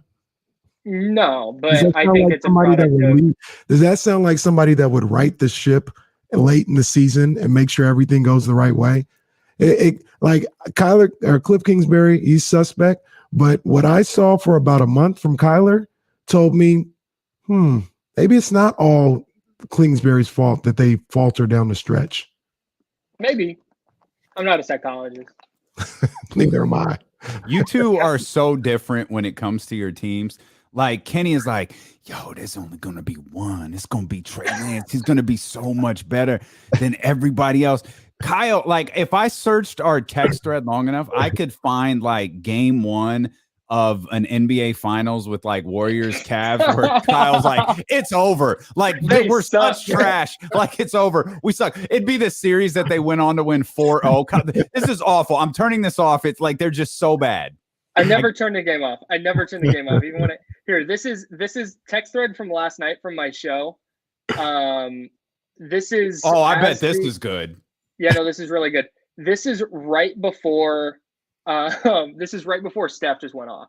Like Steph had 10 points in the first quarter, and midway through the fourth, he had 10 points or 15 or whatever it was, or midway through the third. Good googly moogly, the Warriors are ass. Oh my! The next one, Wiggins sucks, which he does. That point stands. Settle down. Andrew Wiggins is the single greatest argument in history against fan voting for the All-Star game. I stand by all of this, by the way. Wow. And then I started laughing and was like, oh, Steph read this. Okay. Jordan Poole. There you go. Because Steph went to Jordan Poole is next. Well, the next time Kyle Madson joins us, he'll be a significantly better person. There'll be a whole half of you that is very literally better. So we're looking forward to the new and improved Kyle Madson, who will join us later on. As Kyle, you won't be with us next week because your wedding is next week. So yeah, and are you doing? I don't know. No, I won't be here either. You're kind of busy, FYI. Yeah, that's correct. Kyle and I will be a couple of bottles of Luke Belaire deep at this time next Friday. We'll come back, Kyle. We appreciate you. We'll come back. Congratulations, Kyle. Yeah, thanks, Casey. I appreciate it. We'll talk with James Ham here as D-Lo and Casey continue on Sacramento's #1 sports station, ESPN 1320. The look of confusion on your face was worth it. Like, wait a minute, us? Like, you're. I was making sure. I was like, he said he's taking Friday off, and then in my head, I'm trying to do math. I'm like, okay, hang on. All right, Casey. I'm like doing math. I'm like, wait, okay, is he gonna do like the show remote now? Because 2 o'clock. Huh? Doing the show live from the just like, from the rehearsal. Yeah, Kyle's standing there and giving play-by-play. Heather's being walked down the aisle now. So we have. Have you looked at that stuff? I'll talk to you about that later. What's going on? How's the show going? A lot of news. Show, yeah, no, it's been a tough week to plan stuff because unlike you guys out there, our season is figuratively over. So that's kind of made some things difficult here, but yeah, man, all good. We push along. We have fun no matter what. Yeah, the Kings are fascinating because it felt like they should have gotten better at the deadline, like immediately. Yeah. But then also I feel like they have a chance to like actually be how am I going to say this? Like, this is the first time we're going into an off season. It's like, oh, they actually have a foundation where like they don't necessarily need like a superstar. Yeah. Like Sabonis is really good. And if Fox is going to be this good, then it's like, okay, now they're not that far away from being really competitive. Yeah, I think the thing that we're all hoping is they just don't go sputtering into the off season. Like put together, like if you're going to lose, like, and I know a lot of people want them to lose as much as possible, and that's fine. But if you're going to lose like you lost to Denver. Totally. It was like 106 to 100 or something like that. Like lose like cover? That. Yeah, just cover. Or cover. That's fine. Do that too. Just keep it. Just keep it. Show flashes. Let De'Aaron continue to be De'Aaron. But I mean, I would prefer this team win some games as to see. I don't think they're going to win so many. Like it's really going to boil down to them and probably the Pacers in terms of, which is amazing in terms of lottery positioning. But that's always pre-lottery positioning. You know what I mean? Like hopefully a couple of balls bounce your way and you can crack the top 4 and see what Monty does with that pick. Yeah, but even if, I mean, like you're watching, and I know the circumstances are different, but like you watch the Warriors, it's Jordan Poole, who was like a late first round pick.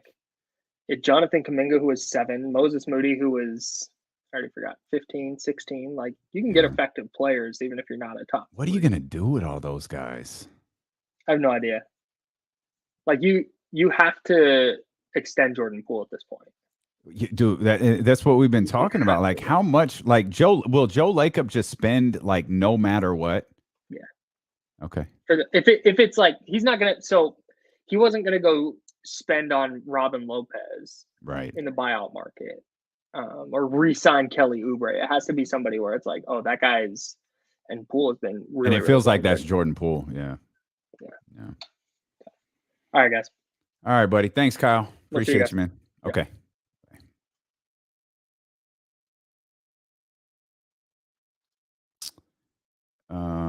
Casey, what you want to do? You want to switch back or you want to stay there? Got Ham at 3. I can't hear you. I said I'll switch just so I can hear Jesse just in case.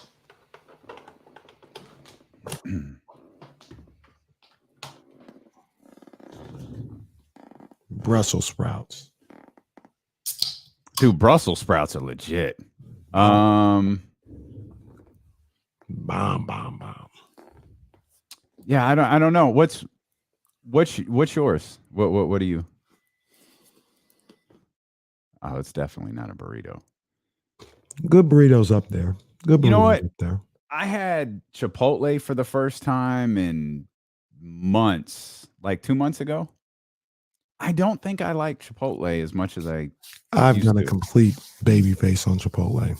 Oh, I really like it. Oh, that's cold. That sucks. Nah, give me the rice bowl with carne asada. Throw some corn in there. I don't think the carne asada is a regular menu item. I had the plant-based. They had like this plant-based chorizo, but it was like, it was so small. It was like grainy. I was like, what is this? Grainy. What am I going to do with this? All right, Chipotle is, yeah. I got on that train late because I wasn't fooling it for a long time because I don't like burritos. But when I found that bowl, How much time do we have, Jesse? 15. Damn, I ain't gonna make it.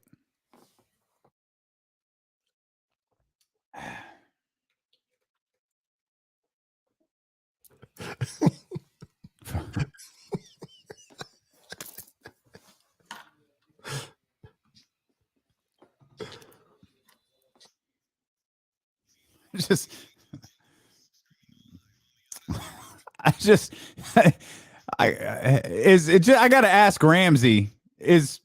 Ramsey, are you in Natomas? Like, this is I'm just thinking about the setup in Natomas, and Ramsey, we just have conversations over here on Twitch, YouTube, and Facebook. I asked Kyle when Kenny got up during that last commercial break, because we were talking about the Kings for a minute and their drafting position this final stretch. Even Kyle feels good about where the Kings are looking at this, headed into next year, having gotten Sabonis, make the right moves this offseason. But I was like, because he brought up Kuminga and Moses Moody and Jordan Poole and all those guys. I was like, yo, what are you guys going to do with all those players? Mm-hmm. He was like, man, I don't know, but we've got to re-sign Jordan Poole. And I asked him, I was like, is Lacob just going to spend money at no concern? Yep. Now, and so, but his point was he's not going to spend that money on like Kelly Oubre, but he'll spend that money on Jordan Poole, who he's seen play with these guys this way this season. Like he'll do that. So, maybe they don't have anything to figure out. Maybe when your owner will just maybe they don't have to figure out how to get these guys going. Maybe they legit have 5 years to get these guys to work. That's the deal. That's the breaking point. As long as the owner is like, the money is no object, the luxury tax is no object. Sure. Yeah. Like you play them all. And if they don't, at that point, you pay them all and you just say, all right, well, you guys get used to playing at a certain time frame, right? Like, Clay's playing his 30. Jordan, you get used to playing 20 minutes a night. Or Moses, you might not get a lot of tick for the next 2-3 years, unless somebody's injured or something like that. Just deal with it. We got you. Yeah. Hey, to be honest with you, there's nothing wrong with body. That. Right. As long as he's willing to make the payments, there's nothing wrong with that school of thought either. Absolutely not. Yeah. I just didn't think he would. At some point, I thought, like, you can't keep doing this, can you? And it turns out, in fact, yep. And that's also not how most owners seem to be wired. Like, we've heard as fans and people who follow, like, there is a breaking point at some point with how much an owner is willing to spend for a team. We haven't met the breaking point for Joe Lacob yet. Wasn't he spending almost $200 million extra this year for luxury tax? It was something. One season. And he's like, well, if I got to do that some more with Jordan Poole, sure. Man. Wow. They pay. They're at 170. That's their luxury tax bill. 170. Where are they? Yeah, 175 million. Goodness gracious almighty. Well, now the interesting thing is, good for them. And we see it a little differently. I'm not exactly sure they're a championship team. Like, they're a good team. They're a team that might make the second round of the playoffs. Maybe if Steph and some other guys are really cooking, a conference finals. I don't see them winning a championship. Obviously, Joe Lacob does. So I think Joe Lacob is looking at it maybe like some people would say I look at the 49ers, even though you're wrong, because one thing that people need to realize is I've been spot on with the Niners all along. There he is. Go ahead. Press the button. Press the button already. Go ahead. You've been spot on with the 49ers. Just press it. Sacramento, California. See, now you're doing too much. I tried to give you acknowledge me. You do too much with these buttons. Like, I had set you up for it, but no. And then you wanted to call. Now you wanted to go all Roman on them, and all I want to do is just walk into the Caraway compound and. Oh my God! Jeez. You're like a child when you put a new piece down. Man. That one can't ever leave. It's there. It's hilarious. It's there. That's 5 times so far today that you've hit the Roman Reigns. This one to call for it when it comes to the Niners and knowing my team. Acknowledge me.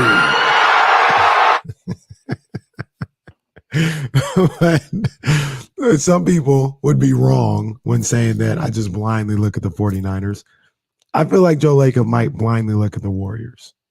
Like, even if they don't have an opportunity to win a championship, he'd be like, no, if Draymond just goes back to his 2016 year, like, I love you. We can do that. I love you so much for what you just said. You said Kenny Caraway, host of D-Lo and KC, look at the San Francisco 49ers with a clearer head than the owner of the Golden State Warriors, who's sinking $175 million into his team, clearer than he looks at his. I said he might. Okay. He might. Okay. Because, like I said, for the 49ers, Damian, when did I say they could win a Super Bowl? I feel like you've been said that. You picked them to go to. I did. I picked them to go to the Super Bowl before the season started. As the season played along, I went all the way back on that, and it wasn't until they beat the Packers, I was like, yo, they could win the Super Bowl. Okay. Before that, I said they're probably. You would say, oh, Homer Caraway, all this other stuff. We don't call names anymore. But before the playoffs and down that stretch of the regular season, I said they're probably a team that can win one game in the playoffs and then lose in the divisional round. And then they showed me a little something. I said, you know what? They might be able to make it to the conference championship. So, do you hear what you're saying? As you pat yourself on the back and ask the world to acknowledge you. Do you hear what you're saying? Yeah, I hear that I was right. What you just said, you were right. Like the fourth time you changed your opinion. Like that's when you were right. If anything, it was a bunch of humbleness. Oh, for God's sakes. It was. I didn't say they could win a Super Bowl until they won the second game of the playoffs. You are exceptionally unbearable on a Friday. You're high off college basketball right now. You've changed your opinion 5 times on the San Francisco 49ers, and you are demanding we acknowledge you because of how well you know your football team. And you're claiming Joe Lacob overvalues his team or potentially doesn't see his team clearly. So, look, my whole point of this was Joe will just keep spinning and spinning and spinning. And maybe if I own the 49ers, I would do the same thing. There would have to be somebody. The way you talk sometimes you would spin. Look, you sign everybody. But look, my question for myself and Joe Lacob would be like, is there somebody there that would tell myself or Joe Lacob, hey, Joe, I know you like these guys. I just want you to know this isn't the year. You mean, does Joe Lacob have a D-Lo? Is that what you're saying? Like, look, I just want, Joe, you can do whatever you want with your money. I just want you to know this isn't a championship team. And as long as you're okay with that, and you still want to spin, do whatever you want to do. But I wonder. I'm sure he does. I mean, I don't think he approaches this like a fan, like playing fantasy basketball. Like I think he approaches this measurably. He's just what I think more than anything, and this has kind of been a prevailing theme when we've talked about this. I think more than anything, it's his loyalty to, and maybe that's not the right word, but to Steph, Draymond, and Clay for going to the finals, 5 years or whatever, for winning those 3 titles. And it's like, yo, I'm not going to put you in a position to where you're stuck in a, you're stuck here on a bad organization. Like, I'm just not going to put you in that position. And Steph, I think we all still believe Steph he's the greatest shooter in the world. We saw what he did last year. He's still capable, in my mind, of winning an NBA championship. So maybe that's how Joe Lacob is approaching this. If I was Joe Lacob and a Warriors fan, I'd have no problem with Steph, Clay, and Draymond getting them final Kobe contracts.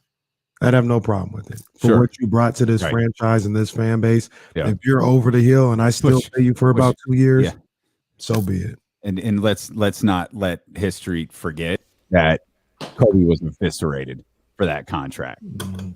Those final years. You're listening to D'Lo and Casey on the KIFM West, Sacramento, RXQ HD2 Sacramento and Odyssey Station, driven by last year's Elk Grove Dodge. We welcome in the Lord of the Kings Beat and 1320 Kings Insider, our man James Ham. Hammer, how you feeling, buddy? What's going on, guys? How are you? Good, James. How you doing, man? A little chilly out there. You got the hoodie on. A little chilly out there. It's not super chilly actually. I just made a run to the Target and I thought it might be chillier than it was, but like 64 degrees up here. It's nice. But you got to rock the merch too, and that's the rare Kings Beat merch that got the James Ham name on it. That's like the collectible right there. Not everybody can get the one that got the James Ham name on it. Man. It's a special one. Yes. We were. I'm sure you caught some of that conversation we were having about the Warriors right now. We were talking to Kyle Madson earlier, and we've been trying to figure out like what are the Warriors like. They still have guys kind of in solid positions, solid veterans, and Steph and Clay and Draymond, and Kenny and I are a little bit different on this, and I think that team is still capable of winning an NBA Finals. But yet you still have this tremendous trove of talented young guys. And the dynamic of playing all of them and developing them, like, of course, we're always looking to poach someone talented, but it doesn't look like any of those guys are getting out of there any soon, particularly Jordan Poole, who, Kyle thought, Joe Lacob will absolutely spend money to keep Jordan Poole around here. And do you think that the Warriors are still in a title spot? Yeah, I mean, why not? I mean, I think this is pretty wide open. I think the Eastern Conference is much better than the West. But saying that, the top 2 or 3 teams in the West are still really good. And, if you're an Eastern Conference team and you think that the Suns or the Warriors or even the Nuggets with Jokic or Utah or Ja Morant are going to be a cakewalk, I think you're in for, sort of a rude awakening.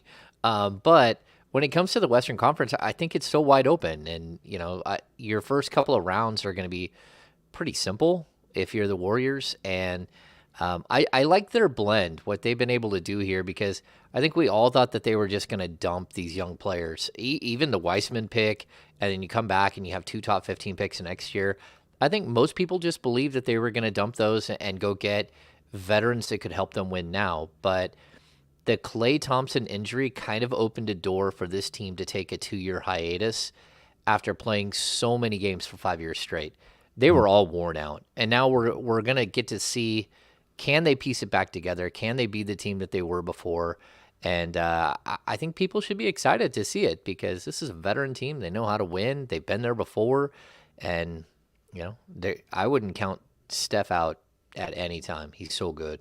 Yeah. I mean, I personally don't think that I wouldn't pick them to win a championship. There's about 4 or 5 other teams that I would pick before them this year. But make no bones about it. What you said is 100% correct, Am, and what you've mentioned, Damian, is correct. It is wide open. And while I think other teams have a better chance than the Warriors to win a championship this year, it's not this huge chance. Like if I think the Suns have a 25% chance of winning the finals, Warriors are probably right behind them with like a 20% chance or something. So there is a level of competitiveness throughout the league, not just that conference, that lends itself to say, hey, you get the right matchup, Steph gets on a hot streak, Clay for a week or two, you may be able to ride that thing longer than other people like myself might think. Yeah, and I also, some of their veterans that they brought in, I like them. I like Otto Porter as a 18 to 24 minute a game guy while you're trying to bridge the gap with Moses Moody. I really like Kuminga, but having Andre Iguodala on the roster or having an Nemanja Bjelica, again, these are moves that help you extend out and just wait a little bit longer before you have to put those guys in and you have to rely on them for big minutes. And it's a lot different. I mean, I think Dante DiVincenzo is feeling it right now. It's a lot different when you look around and you're playing with, again, like a Giannis, Chris Middleton, Robin Lopez, and Brooke Lopez, and Drew Holiday. It's a lot different playing with that than it is playing with a group of players like the Kings have. So, again, if you're a guy like Kuminga, you come in, you know exactly what you have to do because it's Steph, Clay, Draymond, and Wiggins. I mean, those are like very, very good play. All you have to do is play your role. Don't do any more. Don't do any less. Just play your role. And I think that's a good thing when it comes to Wiseman coming back. Moody has had some really nice games. They've got a good mixture of young and old, which I didn't think they would because I thought their old would get old quicker, and their young wouldn't be ready quick enough. But at this point, I think we're seeing a nice convergence between the two. Do you have a favorite player to watch? That's funny because I know I have like players I don't ever want to watch. Yeah. Okay, who's that? Well, James I mean, I've said that before. Yeah, it's James Harden, and it's okay. Yeah. and Okay. to be honest, I mean, a little bit of Russ. Like I just don't Okay. like All right. players. Harden's fine. I know. Harden's fine. You know, like after watching Jokic the last couple of games, you know, because they've played him so many times. Man, is he just so fun to watch what he does with like a YMCA body? You're just out there like, it's just, and you know, I was looking today, like he leads the league in defensive, defensive box plus minus, something like that. He leads the league in like defensive win shares. Like how no one I don't goes even know inside. what that is. What's a defensive win share? Well, you have offensive and defensive win shares, and he leads the league in win shares overall. But in offensive, he's really high in offensive win shares. But in defensive win shares, he's leading the league. Like he is so incredibly impactful on both ends of the floor. And I was kind of surprised because I was watching Fox. He kept like, should I go? Should I go? And then he's like, no, I'm not going to go inside against him. And to me, that was just kind of strange. It like. I didn't expect him to be like the numbers, the advanced statistic to say that he was as good as he is. And maybe it's because some of the players around him are like defensive only guys, but overall, yeah, he's a joy to watch. I would say he's not very graceful. No, well, unless he's doing his spin move on, unless Damian he's passing. Jones. That was nasty. Oh yeah, that one we did at the end of the shot clock. Oh man. I mean, those things. I also love when players get they're at the rim, but they don't feel like they have to just rip it down. They start doing crafty things. I've always enjoyed that.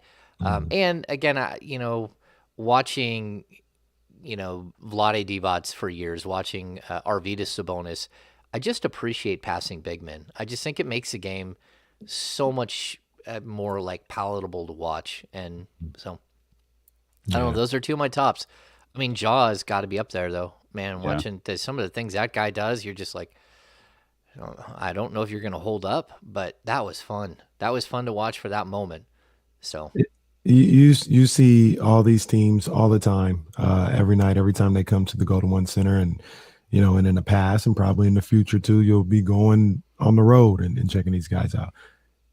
Damian was talking about Giannis coming to town next week, and he was like, this is the one time I really feel like I've heard Damian say, yo, if you can go see him, you need to see him. It's different. Is there anybody, obviously probably Giannis, but is there anybody that you see up close and personal that it's different than watching them on TV? Yeah, okay, so the crazy thing about Giannis is like it takes him 2 steps to get from like the 3-point line under the basket. Like he doesn't even need 2 steps to like, he needs one big step and a leap to go from the 3-point line to dunking. Like even from half court, it might be 3 steps to the rim for him. Like it's his momentum, but also his incredible length. That's crazy. But I know this might not be popular here in Sacramento. I would watch Steph Curry play forever. He has such a joy to him all the way through pregame. Like there are things that he does that are, everyone always sees him shoot the shot from like the tunnel, right? So we're talking like a 60-footer from behind the backboard that no one else in the league could hit. And sometimes he takes 2, sometimes he takes 3 times. Every once in a while he gets it on the first time. The usher that's standing there pitches him the ball every time. He makes everyone so involved. And then he starts running around. There are points where he either does he acts like he's playing volleyball and he'll set a ball back and forth across the court while other people are shooting, but way up high, up and over. He'll act like he's a quarterback dropping back, and he'll do a fake handoff and then throw a bomb to somebody. He truly enjoys being there, and he's so soft-spoken and cool to be around. And I know this because I typically, for the last 6 years, not the last 2 years because the Warriors weren't any good, but the years before that, I would get shifted straight from Kings and covering Warriors all the way through the playoffs. I mean, I was in Toronto, Portland. I've been all over covering the Warriors in the playoffs. Watching Steph is, It always reminds me of if you guys ever watch Sonic Skate, they interview an artist, like a poet guy who's part of like their panel of people that they talk with. And he talked about watching Ray Allen shoot the basketball. And he said, when you can go somewhere on a Tuesday night and watch something that you're watching someone who is better at one thing in life than anyone else in the world, then it's special to watch. It's something that you don't get to do very often. It's if you're able to sit down and watch the best piano player or, whatever it is. You could go to Key Arena and watch Ray Allen on whatever night, and at that point, he was the greatest shooter in the world, and I don't even think it was really that close. Steph has taken that, and he's like quadrupled it. What he can do as a shooter is he has revolutionized the game by himself. And you can say Steve Kerr, or you can say, that this was part of someone else's idea that the Warriors just took and ran with. It doesn't matter. It took one player who could do something special, and he has revolutionized the game in a way. And I don't think the game can go back. Like he's changed it so much. And, like we talked about Peja. Peja was like number 3 all time in 3-point shot makes when he retired. And now he's like number 22 in a span of like 11 years because of one guy. Yeah. We talked NBA basketball. We're going to talk Kings basketball. It's our 1320 Kings Insider, James Ham. We'll do that when we return here on Sacramento's #1 sports station, ESPN 1320. We're clear. I need to go check on the dogs real quick, guys. I'll be back in 30 seconds. Sorry if I went long there. No, we're good. We're right on time. MEAC basketball. Can you name any teams in the MEAC? No. Norfolk State. Okay. This is Morgan State right now. I think Coppin State is in this. Coppin State. Okay. Coppin State has been a tournament team many times. Yeah. I don't know Their teams. Coppin State is always a 16 or a play-in or something like that. They have, this is, Coppin State is, they're kind of, I remember them being in there a lot. Is that where like Appalachian State is and stuff like that? Or I'm trying to figure out exactly what it is. I don't think it is. It might be like a bunch of HBCUs, but some of them might be thought of as HBCUs and they're not actually HBCUs. I don't know. like Morgan. Brendan with the Kings make me MEAC. Oh, that's good stuff. Yeah, the MEAC. Someone is asking, Ham, is that a golf course or driving range off Lakeshore North and Summer Ridge? We have a golf course and a full driving range and a putting green here inside the lake. It is an 18-hole golf course. It's not super long, but it's crazy tight from what I've heard. But I have had back problems for a long time, and even though I've lived here in the lake for over a decade now, I have not played the course. Are you a golfer? Yeah, I love to golf. Yeah. But back injuries. So. Let's see what Damien knows. Damien, can you name 2 teams out of the MEAC conference? I'll give you a hint. I think these might be some HBCUs. Okay. Oh, you think they might be HB? I'm not exactly sure. Yeah, I don't know. No. Morgan State is one. Okay. Norfolk State. I don't know, Roddy, if I can call you in the gate. I don't know about that. Coppin State. Does that ring a bell? I saw Coppin State. All right. Coppin State does. I've watched them play in the tournament. Like, I don't know how many times they've made it, but it's more than once. I see Brickhouse putting that work in today, though. Oh, yeah. Shoot, even Brickhouse knows how to use TikTok. Just realize that. This is a TikTok video. Even Brickhouse knows how to use it. My dumb ass can't figure it out. Oh, my bad. I forgot you can still hear me. Dropping ham bars in the lab. That's hilarious. I gotta have to watch that. Oh yeah. Those look like Sonic's colors. I can't tell what that is right there. It's just the Little? piece of mold. Yeah, the plastic that the stencil. There's the Oh. word. I thought it was creative trolling. That's awesome. This is such great stuff. Such great stuff. Oh my gosh. Who is that? 1-year agreement with Adelton Simmons. Oh, Cubs. Man, people are signing everywhere. Everywhere. I see Kershaw got his 1 year. That's no surprise. He wasn't going to leave. He only got 1 year? Yeah, but Kershaw's kind of done. Yeah. Yeah, but I would have made them pay for it. Yeah, I didn't see what the deal was. I mean, it's got to be 30. That's a lot of money. I don't know if it's 30. Not for Kershaw. He can't even play a full year anymore. Kershaw. I should probably put Jeff Passan on alerts. Yeah. I do not have him on alerts. Well, the He's big been pretty one good. For is Chris Bryant and Freddie Freeman and Carlos Correa.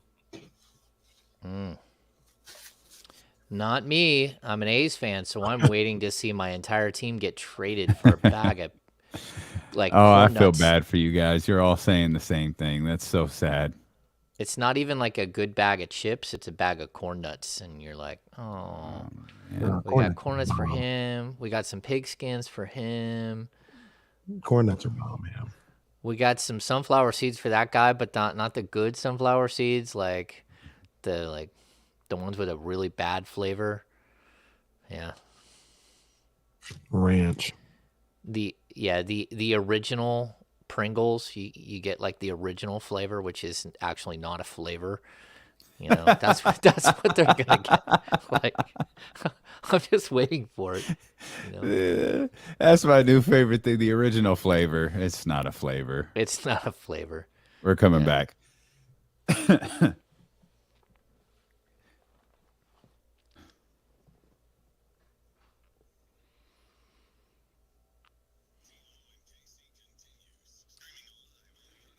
My name is D Nice, although I hate to admit it. This is Friday edition of D-Lo and KC, brought to you by McQueen and the Violet Fog, the smoothest gin in the world, handcrafted in Brazil. First pour, 42 minutes. The countdown is on. No Kings game tonight, so we're just hanging out, talking basketball with our 1320 Kings insider and creator of the Kings Beat, James Ham. Do you have this might be a trickier question. I asked you about favorite basketball players to watch. Do you have a favorite King that you like to watch? Like historically, or no, because that's too easy. Like, well, I mean, not that your answer is easy, but like, is there a favorite? Like, is there a player on this roster that you really enjoy watching? actually, you know what? When Rashawn Holmes was right, and he had me like too. a true lob threat, I absolutely, I loved watching him like go out and defend the perimeter. He's just so good. Just like stays down. I just really, like he's underutilized now, and and actually just hasn't been playing, but Not utilized. yeah, I like what I love watching Sabonis because for so many years we've watched players in Sacramento that don't know how to like inflict pain, and Sabonis knows how to inflict pain. And like Boogie was at the game the other night. I went over, said hi to Boogie. He teased me about my goatee. I teased him about the white hair in his. We're both getting old. I broke into the league with DeMarcus Cousins in 2010. That was my first year covering the team, and he was my first one-on-one interview, which was crazy. But the cool thing about watching him is each and every night he did something that a 6'10" player, 6'11", whatever you want to call him, had never done before. Like the way that he can contort his upper body, like in a crowd, the way that he could handle the ball. Even Chris Gent told me one time, because I asked him about the comparison between Olajuwon and Cousins, and Chris Gent had played with Olajuwon with the Rockets, and he said Hakeem could put the ball on the floor for maybe 2 dribbles. He's like, this guy, he's out here leading the break and going between his legs and spin moves at half court while the guards trying to steal the ball from him. He's like, this dude's just different. So yeah, he did stuff that was amazing. Rudy Gay, like there's a thing about Rudy, like when Rudy Gay wanted to be great, he looked like George Gervin, like so smooth, so silky smooth. So I enjoy watching beautiful basketball. And one of the nicest guys probably in league history. Rudy Gay, yeah. Well, that, and he's Switzerland. Like everyone likes him. He's the dude in the middle that like anyone and everyone can be his friend, and he doesn't care if one side of the locker room doesn't like the other side of the locker room. He doesn't care. He likes, like, he's okay with everyone. He was a good dude. Yeah. And even like his Kobe's last game in Sacramento, Rudy had his little boy Clinton with him and brought him over, and Kobe took pictures with him and kissed Clinton on the head. Like I have pictures of it. That's Rudy's a good dude. Really good dude. This may be against the rules to say right now for some people. I don't think for most people, or for some people, but when he's on, like when he's in his bag last Saturday, for example, man, De'Aaron is fun to watch. The way he can handle the rock, the way he maneuvers around guys and through traffic and finishes at the rim, it's a joy to watch. I'm not going to put it on Kyrie level, because Kyrie is probably like the top for me, watching him go when he's going. But man, De'Aaron, when he's in his bag, so to speak, I think that's a lot of fun to watch as well. Yeah, I love watching De'Aaron play. I like better shooters typically, but like you brought up Kyrie, and there are times where De'Aaron looks like Kyrie with the speed button down. When he starts really flowing, there are moments where De'Aaron starts to float, and you're just like, oh, he's in a mode. And when he does that, he's as good as any player in the league. And there are moments where he shows flashes of absolute superstardom, and you're just like, those are the nights that you're excited about. It's not just, like the 44-point game. He was really good in that game, but he just rammed it down everyone's throat. Like he really was so aggressive in that game. But there are other times where, he's out there floating like a butterfly and stinging like a bee. I mean, it's just like some really pretty stuff to watch. And so, yeah, I mean, I do enjoy watching him play. I do. And all of that is accurate. But you know what? Like everything you said about Steph and the joy that he plays with, like even in De'Aaron's finest moments, I can never look at him and go, man, De'Aaron's having a lot of fun today. It's like, he's just out there playing basketball. It doesn't show any emotion. Like sometimes De'Aaron looks like someone who is really good at their job. And there's and by the way, there's nothing wrong with that. Like you could be a basketball player, a professional athlete, and look at it as a job. And I'm not saying De'Aaron does. I'm just saying sometimes he looks like someone who's really good at their job, and he just doesn't have that joy. As you were talking about Steph Curry a minute ago, like he doesn't show it that same way. It's really hard to show joy when you win. That's a fair point. That's a good point. and I think the other problem is if you show joy when you're a 30-something win team, then you get roasted for it. Like he gets it maybe more than everybody else, that you're not allowed to go over and act all chummy when you just got your behind kicked by 30 points. Like Buddy Hield or Tristan Thompson, like Fox understands that. And so maybe he doesn't show some of it, but there are moments where I can remember him like celebrating. And I kind of, I miss the NBA is so crazy because you watch players grow up in the league. So some people don't get that. They just watch it every year and like, okay, he's getting better. He's getting better. He's getting better. He's 19 years old and all of a sudden he's 24. He's this young brash kid who's talking about sliding into DMs, and now he's a guy with a fiance who sits courtside every night. He used to be the Dragon Ball Z spiky hair kid. Now he's got some really nice waves, and we talk about it all the time. Like we still have our competition after games about what do-rag he's going to wear. What color do-rag he's going to come out with. We have a competition because we're waiting for an hour and something for him. But it's a way for us to like lighten the mood and have a good time with it, because if not, it's just like, okay, this is really getting old. But yeah, I kind of miss the young De'Aaron because he was different. Yeah. I don't miss young DeMarcus. I like DeMarcus now a lot more than I like young DeMarcus. It's crazy hearing like DeMarcus having gray in his beard. Like, damn, it's been that long. That is 12 years. That is 12 years in the league. Yeah. It's funny you bring up DeMarcus because I did want to ask you about something. You talked about how, you know, you met up with him and we saw different pictures. He was meeting up with everybody. It includes his former boss. And that struck me. Like I wasn't expecting to see that. I wasn't prepared to see that. I thought it was a cool moment for both Vivek and DeMarcus to, you know, have a hug, have a little chat and things of that nature. Is the whole thought, I guess, for me, I don't want to speak for anybody else, was that like DeMarcus was like not happy. Like, and he's the type of guy, Petty LaBelle, you do him wrong, you cross him, he's going to remember that forever. And we thought that was the situation with Vivek, not giving him the deal, trading him, things of that nature. Was it ever really that deep, or was it more so DeMarcus is kind of grown up and can see things a little bit differently now, or is it a little combination of both? Well, I think in this situation, it's who you blamed for what happened. So I don't think DeMarcus blames Vivek for what happened. I think he blames Vlade. I still think that he would hug Vlade because, I mean, he understood at the end of the day that it was a business decision. But you know, like, look, Michael Malone. He might now. He wouldn't have. How long ago was that trade? 5 years ago? He wouldn't have hugged him 4 years ago. Yeah, maybe not. I don't know. Because I've seen those two around each other after the trade. But, I mean, did you see Michael Malone go over and hug Vivek? No, that's never going to happen. No. Like, I mean, I would be worried that, like, if I'm Vivek, that you walk over and there'd be something in your seat.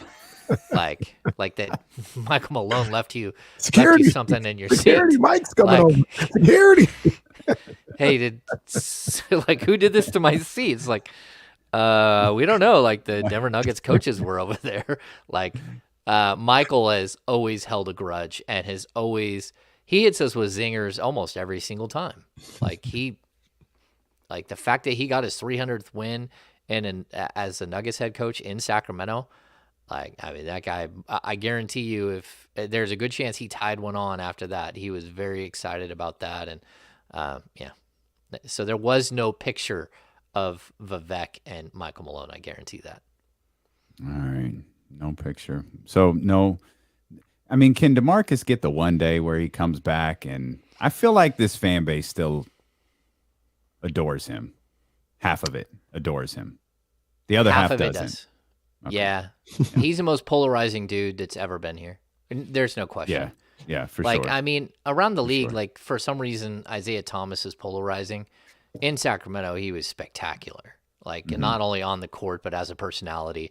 I mean, that guy showed up to city council meetings when they were trying to move the Kings to his hometown of Seattle. So that's just different, you know. So I have never got, like, around the league the weirdness that is Isaiah Thomas. He's, like, brash. He speaks his mind, but he's also super low key. You know, not like Cousins. Like, he can wear out a group for sure. So. James Ham, 1320 Kings Insider, hanging out here with us on this Friday. It's the Kings and the Jazz tomorrow. We were talking about how, you know, Donovan and De'Aaron used to be names that you would kind of compare against each other. And I think it's interesting now that the Jazz have been built around their guard in Donovan Mitchell and their center in Rudy Gobert. And here we are in Sacramento, hoping we've taken the first steps to build around our guard in De'Aaron Fox and our center, Domantas Sabonis. And we kind of went through that Jazz roster like, man, if he could just get the right pieces to kind of fill things out around those two, there's really no, I don't know, who is the third man on the Utah Jazz? Like, I don't know who that third dynamic player is, but they got a lot of really good ones that know their role, particularly Mike Conley, with all the talk about leadership and all of that stuff. That's certainly something that Mike Conley brings. But as I looked at the Jazz roster, I thought, you know, Quinn Snyder being a very, very important piece in all of this, that's a team that you can look at and go, if you find the guys who do the right things to put around them, man, you could put yourself in a good spot. I totally agree. I mean, that's one of the, like, if you're going to start modeling yourself after teams, I think it's Denver and it's Utah. Sabonis is not like the funnel, the shot block. I mean, he's a shot. Sabonis isn't the shot blocker that Gobert is, and he's not a guy you can funnel the entire defense down to, for sure. But at the same time, like, Sabonis is so much better offensively than Gobert will ever be. And I mean, it's not even remotely close. Gobert is just a straight pick and roll guy. On occasion, he'll hit a shot and you'll be like, I didn't see that coming. But those are the teams. Like, how do you build your team around a speedster, like a high volume scorer, and like a center of the universe big? And I think you look at both of those teams, what they have is high IQ basketball players that can shoot the three. That's like the key to everything in the NBA, high basketball IQ players and the ability to shoot. And the Kings need to find so many more of those. But like, again, Utah has so many guys that you can just rely on that, no one is a star, but they're a star in their role. So again, like Bojan Bogdanovic, even who's their, the other guard that they start sometimes. All he does is Joe Ingles. Ingles is gone. Yeah. No. Who's their defensive minded guy O'Neal? that they start? Yeah. Like those guys, like that they just plug and play. Guys that come in, they do their job so well. Like, you don't have to be a star in the league. The biggest problem with a team like the Kings, and when you keep bringing in first round picks, like all of those first round picks are still waiting for the moment where they get to be superstar.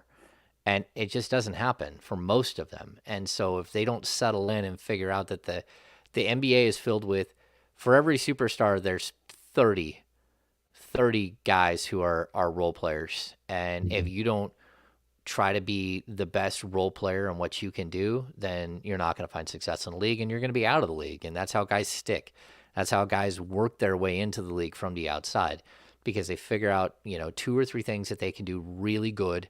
And then they fit into those roles and they do their damage. And so that's what the Kings need to do. They need to find a bunch of guys like Royce O'Neal. Yeah, I agree with you. And when I talk about the Kings being a player away or even 2 players away, ideally, you want another Sabonis-like stud. But it doesn't always necessarily have to be that, right? It could be a Royce O'Neal, or it could be, I talked about earlier, if they found out a way to go get Joe Harris, from Brooklyn this offseason. Somebody that where Justin, and even with Justin Holiday, because I'm about to bring him up, now you got him where maybe he doesn't have so much on his shoulders as far as, we need you to be this 3-point shooter that you're going to take 10 threes in this game, 9 threes in this game, and you need to hit 4 of them. He's not making shots, but also he's being miscast right now in this particular situation, in my opinion. So you get a guy like Joe Harris in here, and where Justin Holiday was going 3 of 13, maybe Joe Harris might be able to go 6 of 11. And that changes everything. That changes your point total, because you got those 3 extra 3-pointers.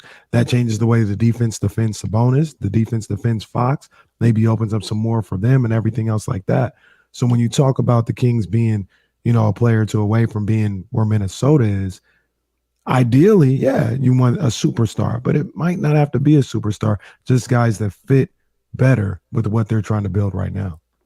Yeah, I mean, like, adding superstars is so incredibly difficult for the Kings. And, for the most part, it just doesn't happen. You can't find superstars who are willing to come to Sacramento. I mean, Chris Webber is clearly the biggest name player to get traded to the Kings, Mitch Richmond, but like, that's pretty much where we end, right? So like, finding superstar guys that can change everything is really hard. And I think what you said there about, like, you could add a piece to this team and get up to like the Minnesota level. I agree with that, but that piece, I don't even think has to be that great. It has to be a really solid role player. And that's where I think, like, if you can get a big name piece, if you can get, if you can go out and get a John Collins, like, you open the door for you to not just be, a team that could get up to like the 7, 8, 9 level, but you could take a much bigger step. And I think that's where McNair is really focused, is on going out and getting like another tremendous game changer, but one that fits with the guys that you have. And I don't know if that will work. I mean, like, you hope that it will, but I'll also say that, like, at this point, I think they have two pillars for what they're building.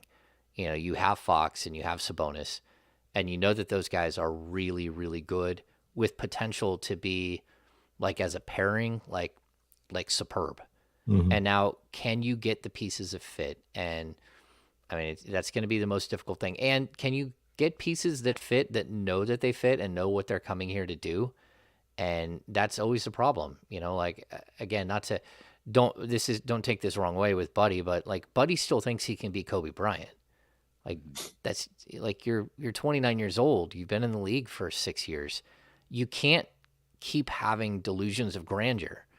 And that's where, you know, you even have to be slightly concerned that, you know, you hear that, you know, a guy like Dante DiVincenzo was kind of looking to get out of Milwaukee because he wanted a bigger role. He wanted to be able to expand and show people more of what he can do. And we heard the same thing about Miles Turner. He wants out. He wants to be a number one option. And it's like, okay, look, at a certain point in the league, you need to be who you are and you need to be really good at it, or you're just going to keep bouncing around. And so, like, yeah, the Kings need to find players that will fit with these guys and do it really quick.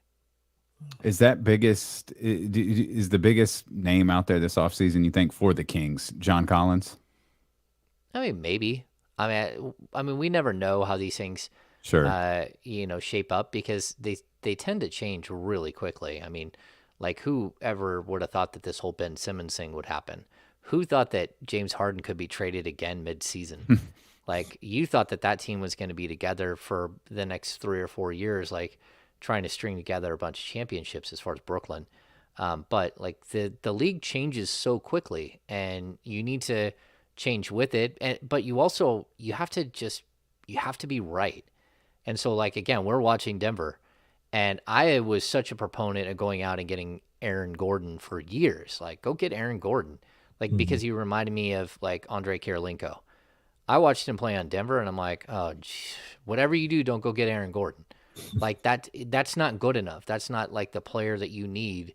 And the guy who is still out there shooting, like, 4 or 5 threes a game when he can't hit a three, and everything looks off balance. And, you know, there's just so much to it. Like, you have to make the right move here, or you got to keep doing these little short-term deals with guys that can at least give you an idea of what you're building for. You know, the guys like Alex Len, or the guys like Mo Harkless, who, you know, are in on $4.5 million contracts. They fill a specific role. They do what they're supposed to do. But they also are, you know, good teammates and good locker room people.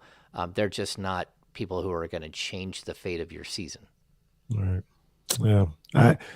I look at what this team could do this offseason. And James, we talked about this yesterday, how Monty's going to have to go in here a little bit blind this offseason.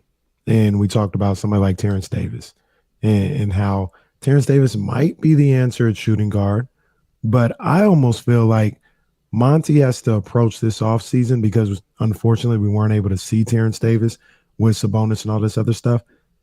Almost got to go in there assuming that Terrence Davis isn't the guy. And you need to improve at the shooting guard position in a major way. And yeah, Terrence is coming back, but he's not that guy. He'll be a bench guy. And you go out, you be aggressive to try and fill that type of spot or fill the 4 spot. And then when they come back, if Terrence really does fit well, I'll take that problem, you know, of having 2 guys that fit really well at that position and could start, as opposed to doing like Damian said he did with Luke Walton, where he was like, well, we think Luke Walton might be the guy, but we're not sure, but let's bring him back and find out. You can't bring back Terrence and find out. You need to know what you have going into the season. And that's why this offseason you got to be aggressive to fill the holes. Actually, I think it plays into a bigger conversation and a bigger question about what's happening right now. So, like, today on the Kings beat, Brendan Nunes wrote for the Kings Beat today. The first time I've had someone else write, which was a breath of fresh air for me. But it was on like, hey, look, you got to start Dante DiVincenzo. You got 14 games left. Like, what are you waiting for? Yeah. Like, you need to know who Dante. Everybody in the gym knows who Justin Holiday is. We knew who he was like 4 games into his tenure with the Kings. That ship has sailed. We understand who he is. Like you're going to need him to finish out this season. So I don't think you have to do like the Jeremy Lamb, Mo Harkless thing where they're just sitting out and they may not play again. But at some point, you would think that they would go, okay, can this be our pairing? Can this be our backcourt for the future? Because if not, I think you're right. Like, how do you walk into this summer thinking that, you might have to sign DiVincenzo for a contract between like $10 and $12 million a year? So I take that with the 6.3 owed to Holiday, and all of a sudden I'm at 16.3, and all of a sudden I add Terrence Davis's $4 million, I'm at 20.3. I'm at 20.3 million. Basically, I'm paying Buddy Hield's salary, but I got 3 guys, and none of them can shoot like Buddy Hield, and none of them can do some of the things that I need. And do they have their own skill set that makes sense? Sure they do. But not one of them separates himself from the others. So what I need Dante DiVincenzo to start and play 30 minutes a game at the 2 and show me that he can separate himself. Like, can you separate yourself? Can you be the guy that we're going to pay the summer and put next to De'Aaron Fox and open up next season? Because now Terrence Davis makes perfect sense. Terrence Davis as Vinnie Johnson as the microwave makes perfect sense. Jamal Crawford, there's a role there for him. Mm-hmm. If not, I can't go into next season hoping to be a playoff team with like a true competition at the shooting guard position between Justin Holiday, Dante DiVincenzo, and Terrence Davis. If I've done that, then you already lost. I mean, in my opinion, and I'll even say this, if you're going to do something like that, then I need someone who's different. Go get me Malik Monk. Go have De'Aaron Fox do some recruitment here on his starting backcourt mate in Kentucky. At least, boy, you just made Kenny's Friday. Goodness gracious! I've been saying it since the draft. They should have drafted number 10. Yeah, but like when you're looking at him, you're like, okay, well, at least I understand that you're going to come in and shoot 8 threes a game. That's it. Like whether you're starting, you're coming off the bench, I know exactly what I'm getting from you. You're going to shoot. And that's what I think makes this like, there is a pathway here. You can see it, but you can't do is you can't trip and take the wrong path. Again, you can go out and get Malik Monk and you can try to trade Justin Holiday in some package somewhere else to do something. And then you can gamble with the other guys and see how that 5-guard set works with Davion and with De'Aaron. But man, you gotta hit this one right. And you cannot make a mistake. You can make like small level mistakes. So like, again, if you're paying Malik Monk 2 years at the biannual exception, like $5 million a year, that's fine.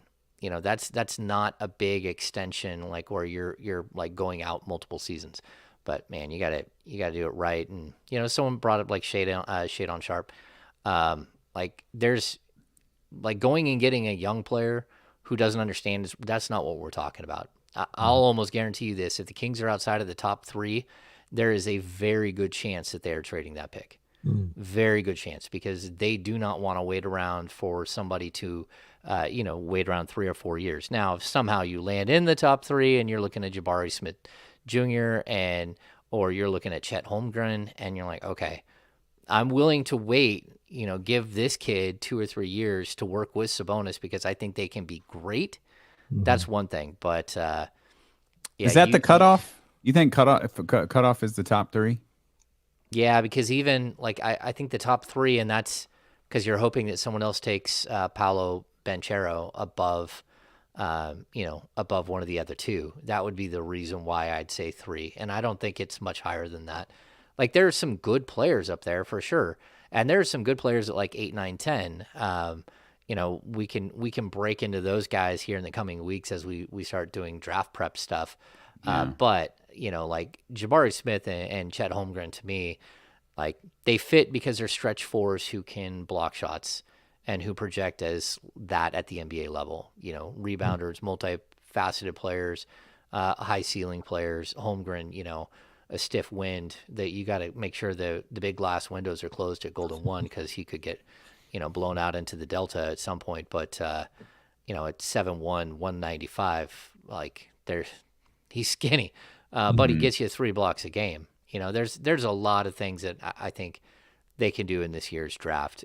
But, you know, being the number 6 pick right now, this is like losing games, showing fight, being competitive, like going toe to toe, having the crowd be fully engaged, getting like a really fun, entertaining night out where you're watching the MVP go up against a team that's even lacking Sabonis and you lose by a couple of points.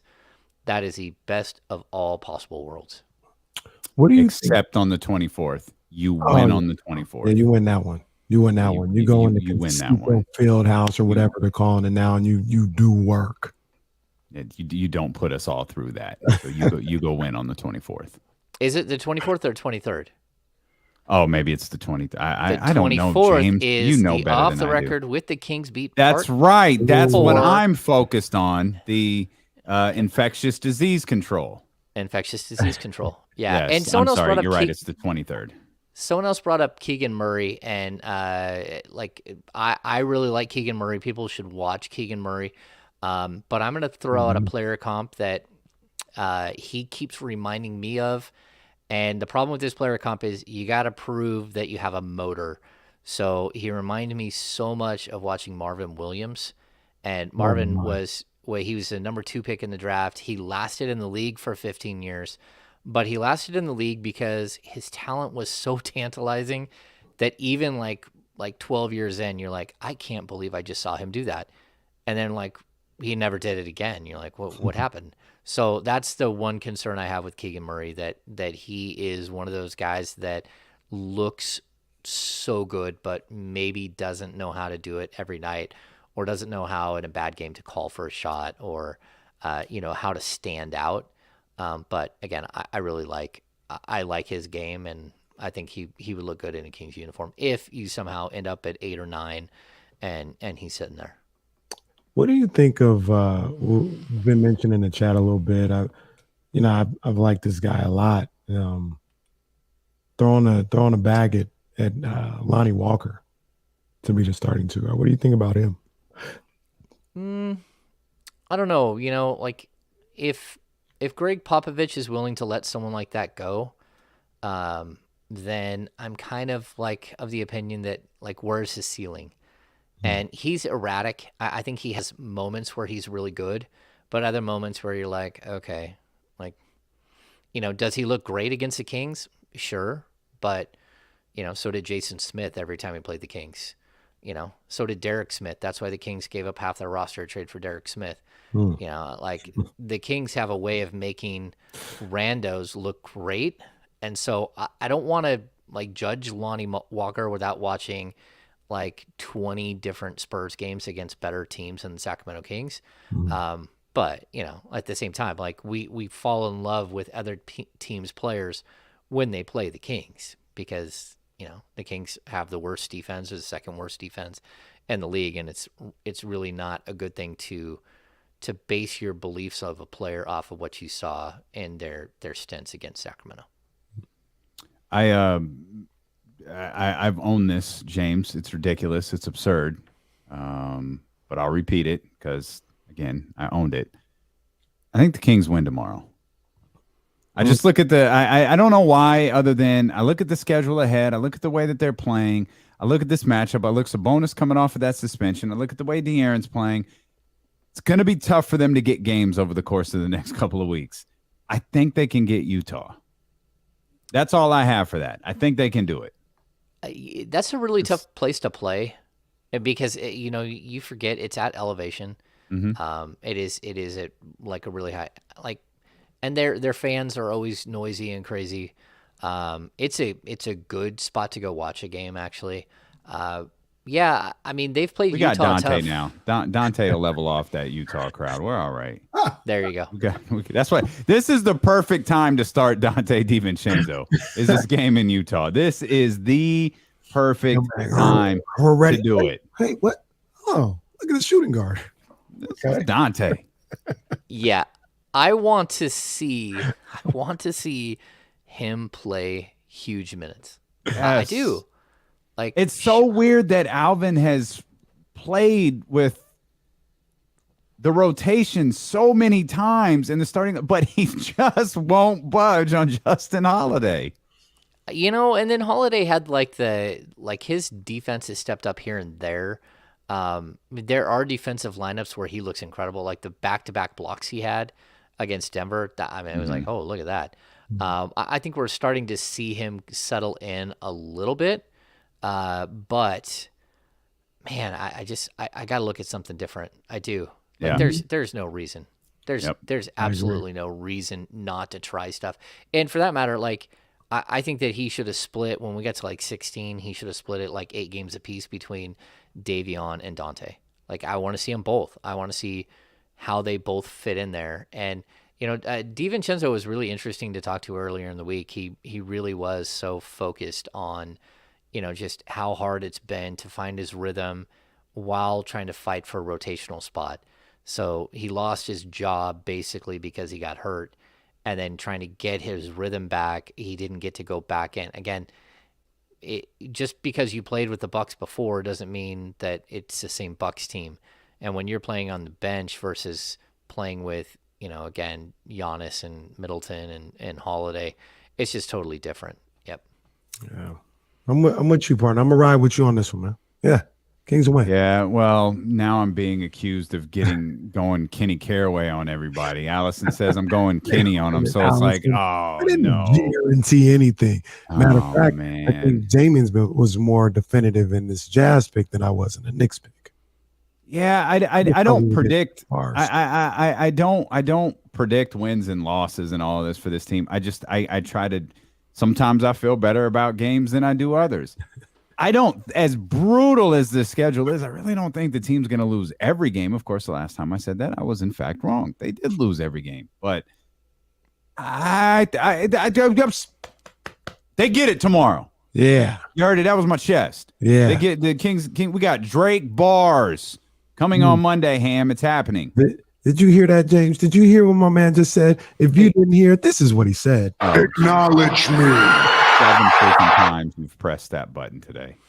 7 times. What would it take for us to get Ham Bars? Oh, like what would it take to get a duet with like set the scenario so we can write it down and be prepared. I don't know. Playoff appearance. Oh man, I like to sing too. I just don't think. I mean, you could sing the hook then. You could write the hook and sing it. Yeah. Let me think on that. I don't think you're gonna get that, but we could do it on a happy hour. Like oh, and record it and air it the next day. Oh no. You said the happy hour, then you changed it because it's the off the record. Yeah. We'll record that one part and get you just after an old fashioned or two and get you rolling. That's all. Yeah. We'll see about that. All right. Well, we appreciate you all so much for being with us. Make sure you check out thekingsbeat.com. Brendan's article is posted over there. They post multiple podcasts per week, and he's got the incredible merchandise as well. It's thekingsbeat.com. Go check that out. If you're on Twitch, YouTube, or Facebook, make sure you hit the thumbs up and subscribe buttons before you go. If you missed any part of the show, big thanks to Kyle Madson, Trysta Krick, in addition to James Ham for being here with us today. You can check out the D'Lo and KC podcast, available on Apple, Spotify, Google Play, and here on the Odyssey app. Have a fantastic weekend, and we will see you here Monday at noon on Sacramento's #1 sports station, ESPN 1320.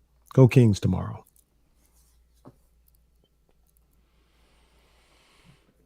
Dunzo. I needed I saved this, and I needed Stephen Brown to know I saw it, and I popped for it. This is when we were talking about Mike Malone going over to Vivek's seat, and Malone says, "My bad. I thought Vivek was sitting there." Steven, I just needed you to know I saw that. In all honesty, I could really, really see like a weird scenario where you see Michael Malone like drop like, oh, what is Michael Malone doing? Like, oh, you know what he's doing. Mike Malone surpasses Greg Popovich's wins record. That's right. Oh man, Jesse, you guys couldn't hear him. What is Jesse? You guys couldn't hear him, and Kenny won't get it. But James, it's the Todd Packer episode of The Office. Yeah, the Todd Packer. Did you get the package I left for you? Did you? What package? No, I didn't see anything in there. Right in the middle of the room. It's pretty good, pretty big package. And then he started laughing how funny it was. Like, oh, you got me. It's like it's Packer. After the whole day, like him blaming people and like, oh yeah. So funny. Man, Mark Robertson, are you going to ask that question like 15 times? Do I think Mitchell is a bust? It's 67 games into his career, 68 games into. Like, man, you can't say whether a guy's a bust or not. He's a role player at the NBA level with the potential to be something more. Who the hell knows if he's a bust? But you asked that question like 42 times. He needs answers. Yeah, he's writing a paper on it, maybe. And they better be the truth. Hurts like a bad tooth. Yeah, the mad youth. You and Mrs. Ham going out this weekend or tonight?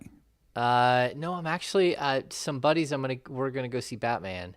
Oh, nice. Yeah, my brother and a couple of my buddies. I think we're gonna grab a quick dinner and then go see Batman, which is like 3 hours long. I don't know if I can sit through that because my back has just been a mess. But that's tough. That's tough. Yeah. Right. What's going on with you guys? You guys, you gonna be huddled around the TV tomorrow night, like seeing what happens in Utah? Getting your Drake bars Kenny's ready. gonna be huddled around the TV as soon as we get off this damn stream. Man, I got a lot going on, man. Championship week. You know, this is my bag right here. A lot of big on my West Coast basketball, so there's a lot of games going on tonight. Big West, Mountain West, the WAC, the Pac-12. It's all there. A lot going on. All starting around 7 and 8:30. It's just crazy. But I got a softball game tonight. Season starts open tonight. You know what I'm saying? I'm doing work. I'm going for the MVP title. Because some people have been talking reckless. All right. Some people have been talking reckless. So now they're going to, I'm not going to play it, but they're going to have to acknowledge me after this season. Now you're not going to play it? Well, now after 4 hours? I love softball. I played softball for 18 years. Yeah, no, I can't go away, man. As long as I can move, I got to keep playing this stuff, man. This is my latest baseball, which I think I pulled out early. So this is the great Rod Carew, 1977 MVP. Yeah. When I play softball, I wear number 29, and I'm a slap hitter. I lace the ball to right field, down the right field line all the time. Yeah. I don't know if I asked you this before. What's your favorite piece of memorabilia that you have? I don't know. Like I got a lot of cool things hiding in here. Years ago, my brother bought me it's a black and white, like 2-photo set of Bob Barker and Adam Sandler that's autographed by both of them from Happy Gilmore. Oh, that's cool. I got that in here. I have my brother's Willie Mays ball that's in a shadow box. I don't know. Like I've got some cool stuff hiding in here. Like there's a lot of pictures in here that are just pictures. They're they have meaning, but like a lot of old baseball pictures and stuff like that. That's not like what I would consider like memorabilia, but. Yeah, I have a lot of cool stuff. I like a Steve Young autograph ball over there on the wall. Weber autograph. My shadow box up here with corks from the Warriors winning locker room after Game 7. That's pretty cool. And I have corks from the Cavs locker room as well when they won. Oh, that's cool. Yeah, Jamie Foxx and Usher in the locker room. Yeah, that was an interesting night. Usher, part owner of the Cavs, I believe. Yeah. Oh, well, that makes sense. Part owner. You got in there. Yeah, I'm looking around. I don't know. I'm sure there's something here that I have that's like would stand out, but I don't know why I'm missing it. So, in my safe, I have an 87 tops Mark McGuire autograph that I talked about from on the podcast. That was the first game I ever went to, the Oakland Coliseum. My uncle took me and my all the boy cousins. We all went down to A's game, and I leaned over the dugout in batting practice, and Mark McGuire signed an autograph. Nice. So, at the old Collie before Mount Davis. Yeah, when you can go sit in the bleachers for $4 and it was actually a good view and the wall wasn't staggered. Yeah, that was a good time. That I hadn't been to the Coliseum in a long time, and I went for the first time. This probably a couple years ago, before the pandemic. I went to watch a game there, and I had to take like 10 seconds to just be like, Mount Davis is really, really high up. Like that thing is it's just hideous. High up there. The view of the Oakland Hills was beautiful before they did that. It was absolutely gorgeous. Like it used to be like bleachers and then like a pretty large walkway and some bathrooms and stuff, and then a grassy hill that said like Oakland, and then over the top of that was just a beautiful view. If you go back and if you play Madden and you get the Coliseum from like, you can get the stadium from the 80s, and then you can zoom around and you can like do the full 360. You can see what it used to look like. Good old Collie. I remember that good Coliseum. Yeah. I love going to games. Yeah, Mount Davis, I was just amazed by how high up that is. That's horrible. I was in the upper deck of the A's stadium, like the regular bowl. Watching the game, and Mount Davis was so high up from that point. Yeah. Jesus. Have you been to Levi? Mm-hmm. Oh man, the press box there, you are you're overlooking, and it's like a straight drop, but you feel like it's like a 200-foot drop down. Yeah, I don't know how they normally do press boxes, but I don't know why they put them. Well, for football, it makes sense, I guess. You want to see the whole field, but yeah. There's one arena where they gave us just horrible seats as media, and I can't remember which one it was, but we were way up high. We had to take some weird elevator that like no one could even tell you where it was, and you get all the way up there, you're like, oh, this is bad.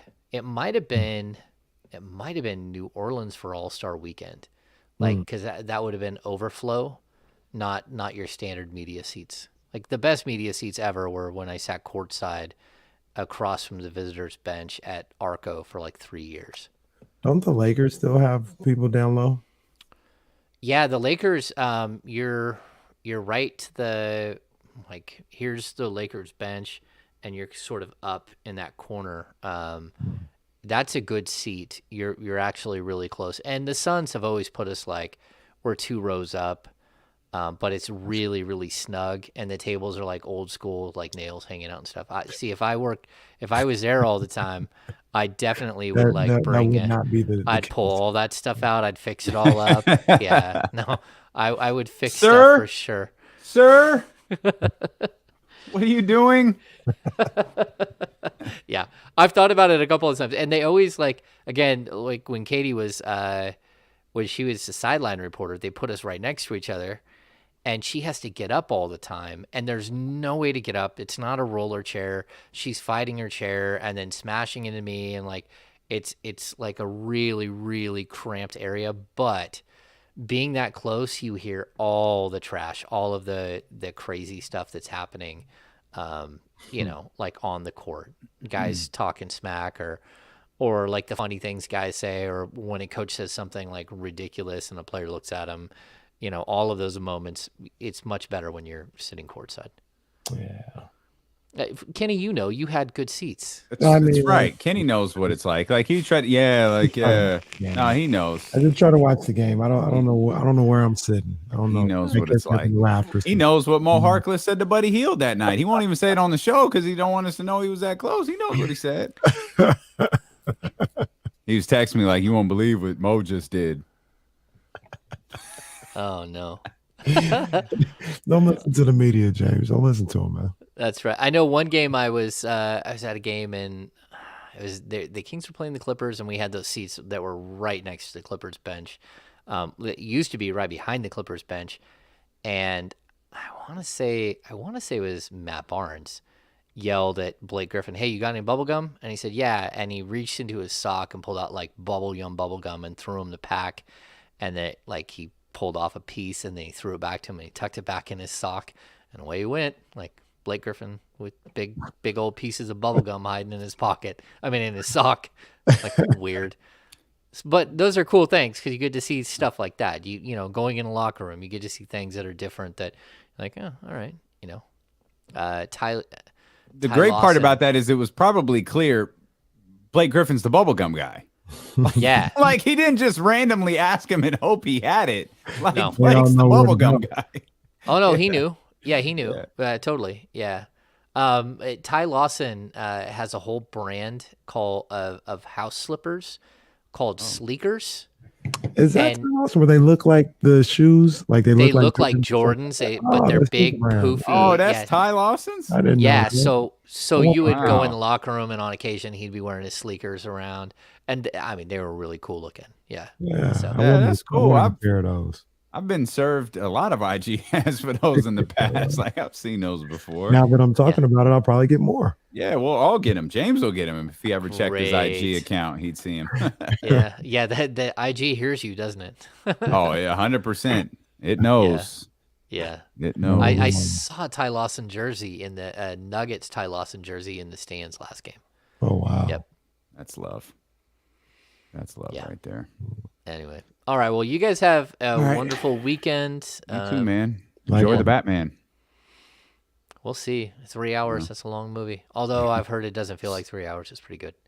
So we'll see. All right. We'll see you Monday. I'll be here. It's a home game, so we'll have to figure stuff out. But yeah. Yeah, but we should be good. We should 2:30? be good to go. Probably 2:30. And then we're talking next Friday, right? Next Friday. All right. Sounds good. People are still so we'll in the do chatty house. Yeah, we'll do 2:30 Monday and Wednesday, and then Friday you'll be here. Yeah, Friday I'll be here, and I'll just figure that one out, and I'll get down there late. Okay. So yeah, sounds good. Thanks, James. Take care, James. All right, man. Coming up Monday. Oh, tournament selection. Oh, we gotta. Y'all don't want to watch this sausage get made. We love y'all. We'll see. We'll see y'all. I'm always afraid at some point we're just gonna get into the shit talking portion of everything, and oh, look at that, we're live. Yeah, we gonna revisit that text message when we get. We love y'all, man. Thanks for hanging out. Have a great weekend, and man, we'll see you Monday at noon.